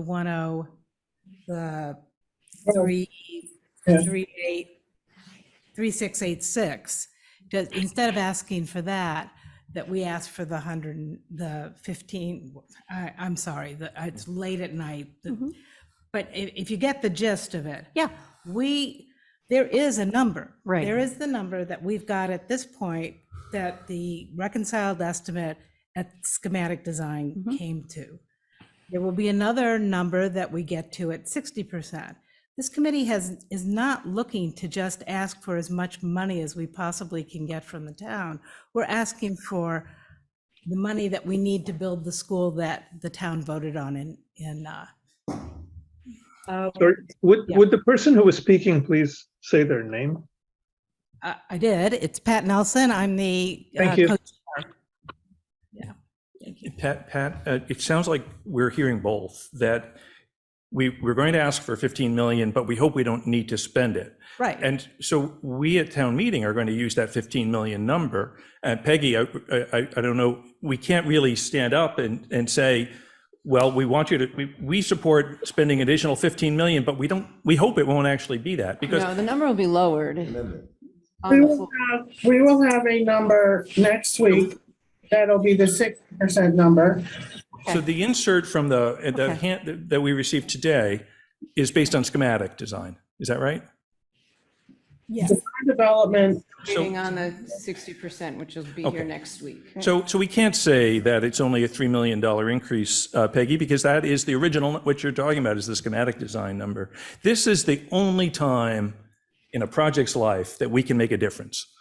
Because once you go past 60%, to go back and make a cut, it becomes very expensive. That's precisely why we wanted to have a town meeting vote on to see if there was a will in the town to increase the amount that the town was willing to spend on the middle school so we could either proceed or not proceed. And so at 60%, we will have some more information. But you're right, we would have to go forward. So why don't we go forward with a balanced budget project? I'm going to answer that if Yeah, I you can. go So ahead. we've spent, I don't know, almost 20 hours in the last 2 months VEing the 1.8 million that we did. Really due diligence to try to preserve the priorities. Let me answer though, please, because I brought an ed plan that didn't ask for the full-size gymnasium that's in this project. I brought an ed plan without an auditorium. And the community weighed in very loud and clear that they were looking for those needs to be met in this project. The building committees responded to that and preserved them in the project. You take those out, you probably can get to budget. That was not the will of this committee. We had a lot of discussion. We had a lot of vote. You could take the playing fields out and have another hunk of deferred costs, probably in that case. And we weren't going to do that. To say, Chris, I'm just disappointed to hear you describe that, given the amount of time and energy you've seen us put in. It's a building that's built to house kids with room to grow. It's a building that's built with common spaces and classroom sizes that are in many places below the MSBA recommendation, and meant to still build the vision of the school that we want this community to have for 50 years. So there was a lot of compromise. There's things in the ed plan that aren't in the actual final design. We didn't bring it further down from that. That is correct. We didn't ask to reinstate them at any point. So I just want to be sure that the members of this committee, the members of my team, the school committee, this is now, we're almost into year 5 of this project. So it's, none of us want to be here. We're watching other districts go back for 6 million, 9 million, 12 million. We're as horrified and disappointed as anybody is that we're here. We thought we were done. We got to the budget. We were proud of that, proud we had partnered with all of you. And I'd hate to see all those relationships erode because inflation and other cost pressures came in that we had no control over. So we're here to respectfully listen. The select board's put in a lot of time. I've been in almost every finance and select board meeting since summer. I think it's just really important we not erode our relationships and all of that. This building committee's put in a lot of time and done a lot of due diligence, and they are the community's representatives. So I'm hoping this can be a thoughtful conversation. It's late. You all are absolutely do your time to say what you need to say, but let's do it respectfully, please. I feel I am being respectful. I'm sorry. That was my view of the process. I'm not trying to be critical, but it's my role, right, to think about whether there was enough work done to say we're done. And I think I'm a pretty fair person. And I think I also have seen large projects and what happens. The constraints that were put on that, which said we're not going to change it, made it hard for you to go further than where you were. And that's what I'm saying. Because they were value in. I'm gonna call on Lois, who's had her hand up. The overall, And I impact think, on the town. it seems to me that this is a fairly simple vision here. This is Pat again speaking as Pat from Concord, 52 Cottage Lane. I mean, we were charged to build a school. We had a vision for a school that would be exceptional for middle schoolers. The middle schools have been the neglected stepchild in this town for decades. My children attended them, and at that time, there were problems with it. We were charged to build a great school. We come to the town and said, and a committee of diverse voices argued and batted things back and forth. We took things out that we might not wanted to have taken out way before we got this far. And then the world changed, and there's been inflation. The costs are out of control. So we respectfully come to you with a product that is what the town asked for, what the school committee voted for. And yes, we pushed to keep the ed plan intact. And if the town does not want the ed plan to be kept intact, then so be it. But we are not going to come to you and say, we will cut out an ed plan that is really to my way of thinking, a very important step in education for middle schoolers in Concord. That's our- I'm actually running into a time constraint, so I'd just like to, I'm not sure how much longer I can stay. So I'd just like to put a couple of thoughts out there. I hear what you're saying. I understand the frustration. And we can look back and we can say very clearly that Concord kind of screwed up. These middle schools should have been replaced a long time ago. So we're in the situation we're in now, and we're facing the expenses we're facing now because we as a town didn't do this on a timely basis 10 years ago, 15 years ago. But this is still the single largest and most expensive construction project this town will have ever taken on. It will have an impact on the finances of every taxpayer in this town. And the forces you're talking about, which I'm totally sympathetic with, of inflation and the changes that you're grappling with now, are affecting every single taxpayer in this town. And I think it's the Finance Committee's role to look at that larger interest and to balance those interests. A high quality middle school that's going to provide an appropriate educational environment for those kids is critically important. So is maintaining the roads. So is making sure that the police and the fire department are in buildings that still function. Those buildings need replacing too. The town has a lot of competing interests and is going to be facing a lot of hard decisions in meeting those interests. I think it's very important that we be aware that these changes, these impacts, the decisions you're making about what to cut are extremely transparent and are responsive to the needs of the larger town. You've done a great job advocating for, as I think Don well put it, for your constituency. And your constituency is our constituency. Nobody wants to see education compromised or the kids not having an environment in which they can appropriately learn. But we also don't want to create a town where you don't have middle school kids because families can't afford to move here. So there are a lot of competing interests here. And I think the Finance Committee, respectfully and with an awareness of the huge amount of work that's been put in on this, has a role to play here too. And we've got to ask the hard questions. And we're entitled, and the town is entitled, to get the answers from you. These are huge numbers. And the design and the structure was approved by the town based on a certain set of expectations about cost.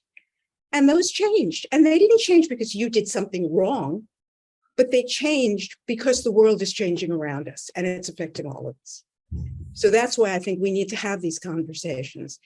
And I know it's frustrating and it's late, but that's the reason I think it's important that we really talk about this.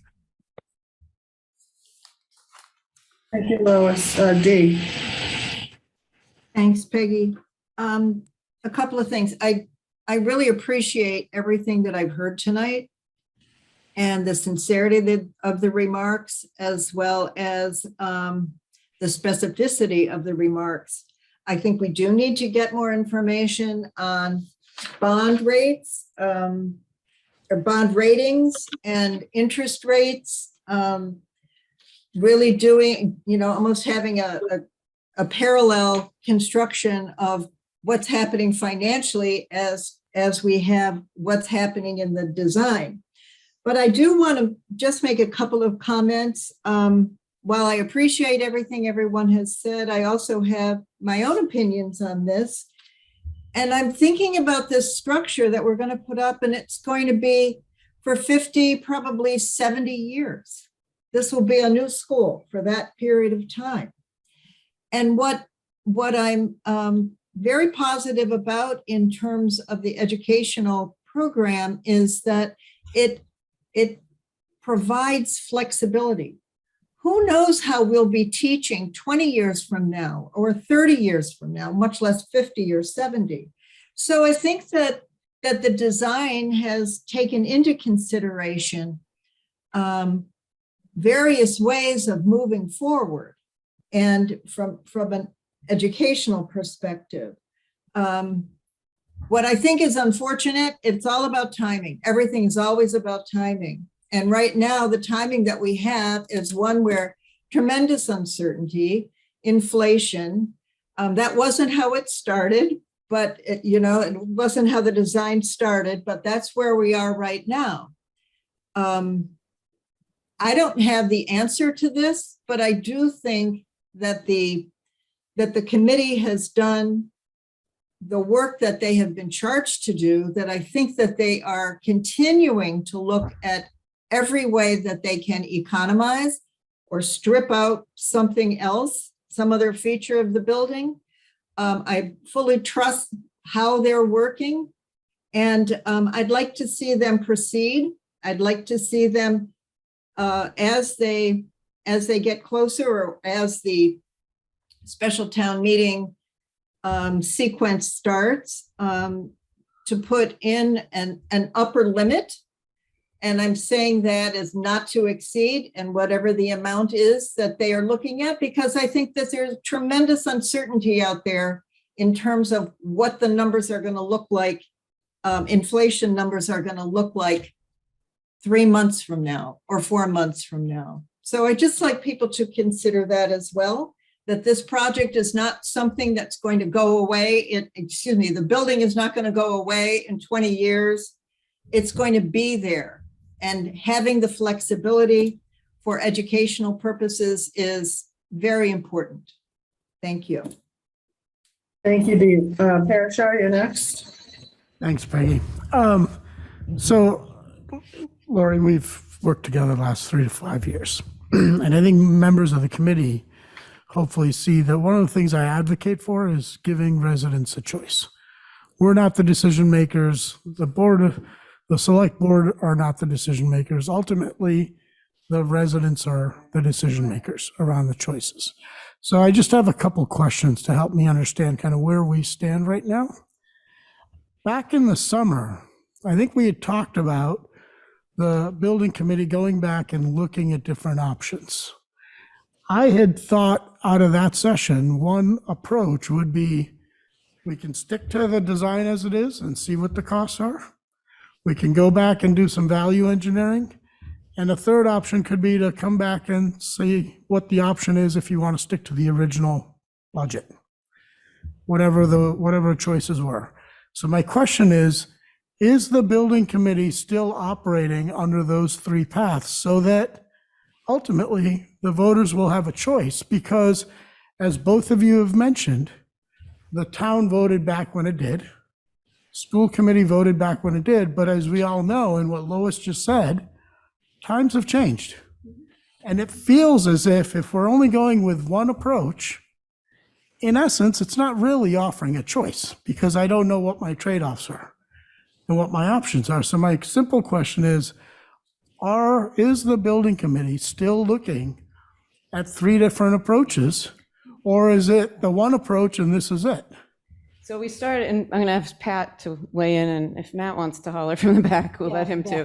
By the way, let me just say one other thing. Okay, go ahead. I understand that the residents, I think you said, you heard that they wanted the gym and all that.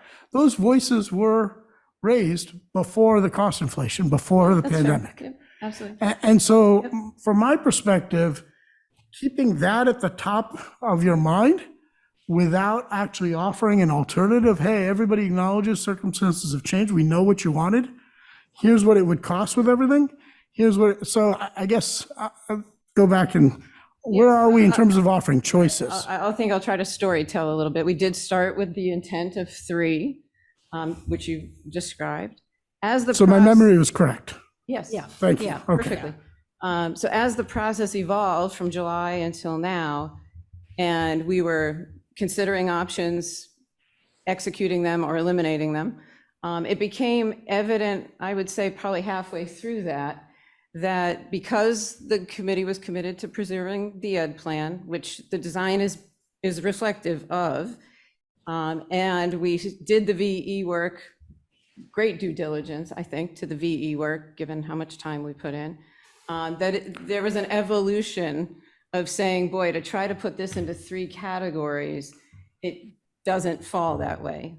Essentially, we're bringing 2 choices. And what are the choices that you're bringing in? Help me understand. Whatever number we're all gonna, Sure. you are all going to agree to. And Well, not us, the annual town meeting. town meeting, but It's very somebody- clear. Select It's board's not gonna have us. to put the number in, right? Yeah. Somebody has to actually decide what number's going in there. That's all I mean. So whatever the number that gets put in, town meeting either supports that or they don't. If they don't, we get forced back to the budget that was approved in January. And we're gonna all have to figure out what building we want. Okay, and that. Sorry, Parashar, Can I just continue, Amrith, please? Just a clarification. Did anybody describe what that number is going to be? Which of the options was it going to be? There were 3 options which you asked, which we talked about in the previous meeting. Dr. Hunter said there's one number which we're going to be coming up with. Which one of those 3 options does that number represent? It's gonna be in the middle. The It's not VE. full, we preserved everything. It's not going all the way back to budget. It's after the VE with the choices that the building committee supported to So, hold on to. and Thank that's- you. So, happy to clarify. I guess just to further the conversation, Sure. right? So in essence, the town is faced with a choice. Yes. Says, take the 106, we'll just go with that number for now, Yeah.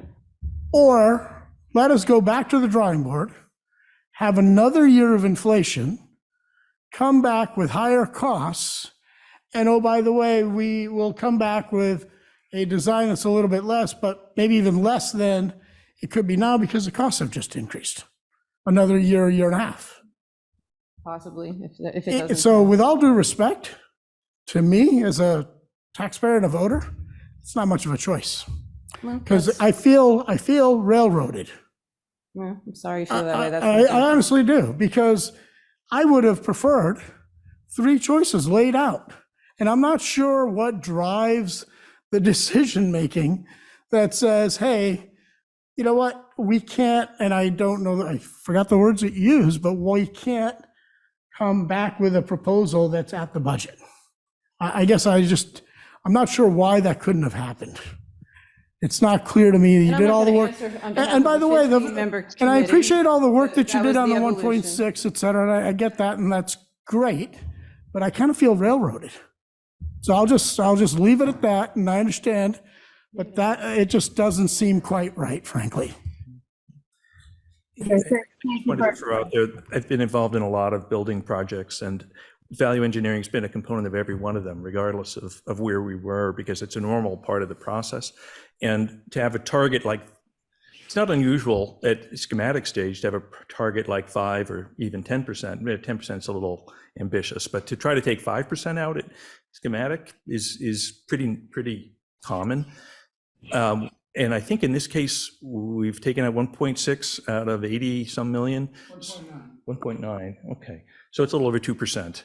So it's from my own experience, it's a less than the usual. Yeah, I just will add, we did a lot of VE to get to the number in January. So we had already exhausted a lot of those options. So thanks for clarifying. Thanks. Yeah, I think that's been, something that we need to say that over and over again, that we had already taken out programmatic aspects of the design prior to the value engineering that has been so public and so taken so much time.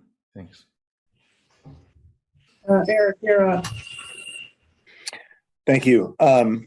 I strongly agree with what some of my colleagues on the committee have said, especially Lois.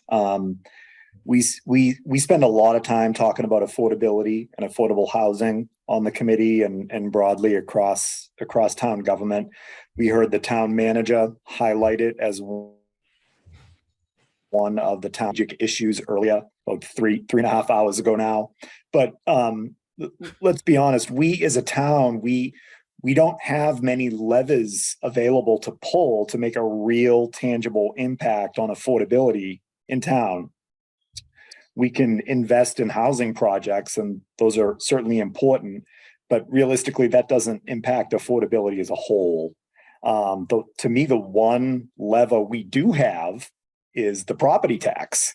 And especially given the challenges we're confronting in the broader economy, all of us, to me, limiting the property tax, limiting increases in the property tax is a critical priority. So that's the clearest lens through which I look at this right now. Thank you. Thank you, Aaron. Cameron. Yeah, I just wanted to say I agree with what Christine said at the beginning of this meeting. I think our responsibility, I don't know who it was who mentioned somewhere along the line that we are the owners of this building. I think as finance committee members, we're not owners of the buildings. As finance committee members, we're advisors to the owners of the buildings. As taxpayers, we're owners of the buildings. And as advisors to the owners, I would say that what the town voted for was a certain building at a certain price. When a price changes by 15%, I think we need to go back to the town and say, would you be willing to buy the same product if it costed 15% more? Personally, I don't think I would, because we had already said the $100 million included a fair amount of possible overruns in the project. The real number which we wanted was lower than 100, not 15% over 100. So if anybody were to take a vote saying what would we recommend, my vote today would be we should not support the number. We should tell the town what it would impact them as, but I would vote no. Thank you, Emma. Let's see, we haven't heard from Brian, John, or Greg. They're still with us. Yeah, this is John, and I'll be quick again. I'm late to the game here, but is it our responsibility to provide, the analysis to the town so that those folks can decide versus us being kind of in charge of, is it a 10% or 15% and what is good for those people? If the town folk decide that they'll absorb that cost because they believe it is appropriate, that's their decision to make. We all might have our own personal decisions. I would think we'd want to provide the analysis and the impact and let people make an educated choice. John, that's what we do. We will make, when there's a warrant article, the finance committee will make a recommendation to town meeting and explain the recommendation in a written report. And then obviously it is ultimately the decision of the town. We are just an advisory group. So we as a group come to our own conclusions and make a committee recommendation. And then you're absolutely right. The ultimate decision is with the. And John, I will add, it's not possible, at least for me, to do any analysis to present. I'm presented with one number and a set of options, and that they arrived at, and that's great to get to the 106. I have no idea what the trade-offs are and what the true cost is if the original design was kept, nor do I know what the trade-offs are if in fact we try to meet the $100 million budget that was originally set. And that you're making my point, John, exactly. We ought to be able to present options or make sure the town residents are presented options and they can decide. And Peggy, you had mentioned my name. I completely agree with Parishar's sort of assessment of the situation. I think the one thing that really I've been struggling with is the idea that there was a contingency, or at least I recall there being a contingency placed on the number that was offered up. And now we're way beyond that, and we're back to where we started, which is going back to the trough for a rebid on this. So I struggle with this. I'm just struggling with this right now. Yeah. And I have kids in the school district, so I know that this is impacting my family personally. I would love to have a wonderful school with the educational program that Dr. Hunter, has really laid out and described. I totally get all of that, but we as a committee are thinking about a broader constituency. And so we have to advise on behalf of all of the taxpayers in the town. So struggling with this one. Thank you, Brian. And you're correct. There's- Peggy, if I can I just say something? I just said that. Yes, there is a $2 million bidding contingency, which is carried in here, and that is still carried, and it hasn't changed. It's still flat in the spreadsheet, so that number has not gone up, or has it? Nor has it disappeared. But maybe it will.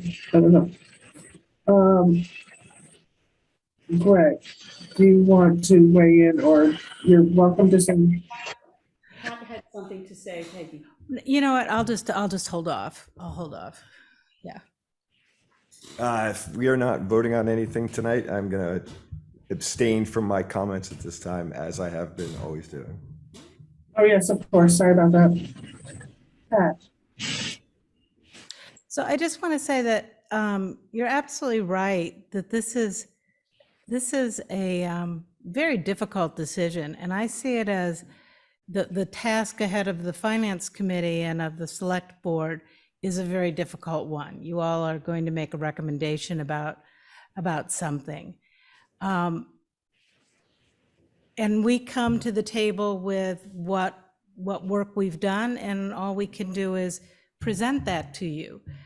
We believe that there is integrity in this design. We do not believe that this is an over-designed school or that we added any design elements to it that made it more expensive. We're confident about that. We can only bring that to you, and then you will have to do with it what you do. So I do not like to see anywhere in town where committees are at loggerheads with each other or at odds, and that's what it feels like, as we've gone through it from time to time. But I don't think that's the reality. The reality is that you all have to take the information from us and make your recommendations, and we have made our recommendations to you with all of the fidelity that we can possibly bring to this. Pat, I appreciate that, and I don't think anyone's asserting you've padded the numbers. And I guess my simple question is, would it have hurt to basically have a list of changes that would have met the $100 million? And would it have hurt to ask them to basically scope out the cost of the original design? And you've already done the middle one, so I guess I'm not sure, don't understand why you couldn't ask them to do the other two options, frankly. That's what puzzles me, especially since we walked out of here in the summer thinking that that's what was going to happen, so that folks did have a choice. And as I said then, I understand costs go up. I don't have a problem with it, and I understand you've done the due diligence, et cetera, to get to the 103. But why not present the options? So that's all I'm asking. Essentially, I mean, we could. I mean, there are three options. One option is to go full boat, just, And what's the cost on that? We don't know yet. Cost would be Do it. whatever the estimators So come back at it. So can we get the 60%. 60% cost for the full boat? Oh, we certainly can. Oh, and then can we get a list of changes that would be made if you get to the 100 million? That's what we're asking. That's what I was asking That's where for. we're not all synced up on that. I'm going to tell you to take the gym and auditorium, and that's going to. Fair enough, but isn't that, fair enough. My whole committee doesn't agree with that. Fair enough. I guess what I'm asking the committee to do, just like we did around the guidelines, is sit around, figure that out, pressure test different ideas, and say, what do we as a committee agree on to get to the 100 million? If you do those three things, now you've presented the town with a true set of choices. That's all I was asking for. I think we can take I think what I'm hearing is you want us to go back and look at the big rocks in the VE. Yeah, absolutely. And the big rocks that our committee discussed and decided not to touch, you're asking us to go back and look at And those. get to the 100 million, because I think, Chris may not like the choices and may say, I'll go with the 103. But right now, we don't know what those choices are. Yeah, it's And I'd be interested in what the full cost is with the full design. Maybe it's 107. right? At the end of the day, it's 60% and 90%. I'm calling on Amber. So I just wanted to respond to Ms. Nelson's comment about the tension between the committees. I would like to be in a position where I could recommend voting for something or not voting for something based on the substance of the thing being presented. I don't like being put in the position where I have to recommend to people that we wait a year till we get more information because we don't have the information which we need right now. I would much rather have 3 options at town meeting. You can start with the number of 115 or whatever that is at town meeting. And if that fails, somebody can make a motion for a lower number and then a lower number, and then we can have the town decide all in one go.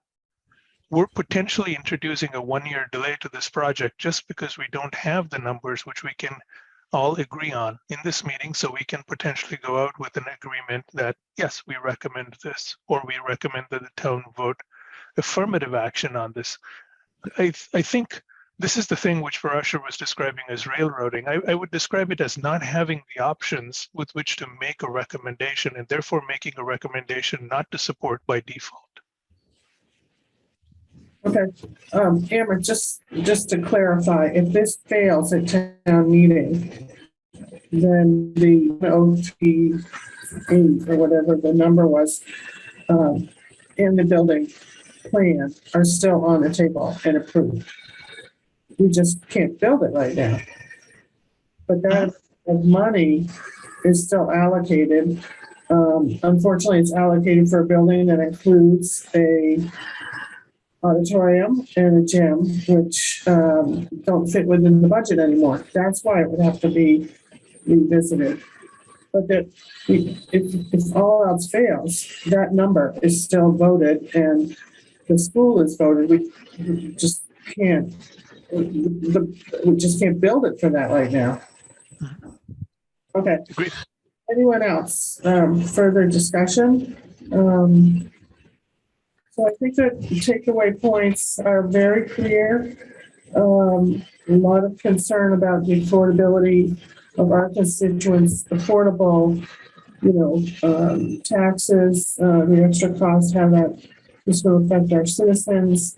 They're also facing the same interest that the same issues, the high interest rates, inflation, et cetera. So we certainly want to be cognizant of those. Certainly anything that would affect our bond rating would be of significant concern. The effect of competing interests between the town and schools and how this is, I think we're pretty confident may have the impact of delaying non-school projects in the near term. Interest in having a look at the previously voted option, which is put the value engineering back in, I guess, so that we don't have the value engineering taken out and have that comparison, which I think we have. That's what we received already, but now we don't have it for 60%. We'll soon have the value engineered alternative at the 60%, and then an alternative at the 103 that was previously approved at town meeting, and what would have to take place in order to meet that budget. There's quite a bit of interest in that. What we only know 2 things: that the town is willing to spend $103 million, and that they want a new middle school with an auditorium and a gym. But are they willing to spend that more in order to get that gym and auditorium under the current inflationary conditions? Is that a reasonable summary? And the process, Chris raised concern about the process. Tax balance between town and school. So I think, Lori and Pat, we appreciate your attendance tonight. You've attended a lot of our meetings, a lot of the concerns that came up tonight are nothing new to you. And we are looking forward to hearing how the numbers come in next week. For sure. Not sure that's the Oh, word boy. I'm using. Thanks, Peggy. Peggy, very much.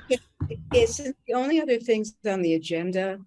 Can I suggest it's 11 o'clock at night? I know. So and I don't think there are any minutes to approve. Can the other items be handled at the next meeting? Absolutely. I'll discuss other capital projects. The only thing I just want to remind the board of is that the estimate for dredging Warner's Pond came in at 9 million instead of 2.5. So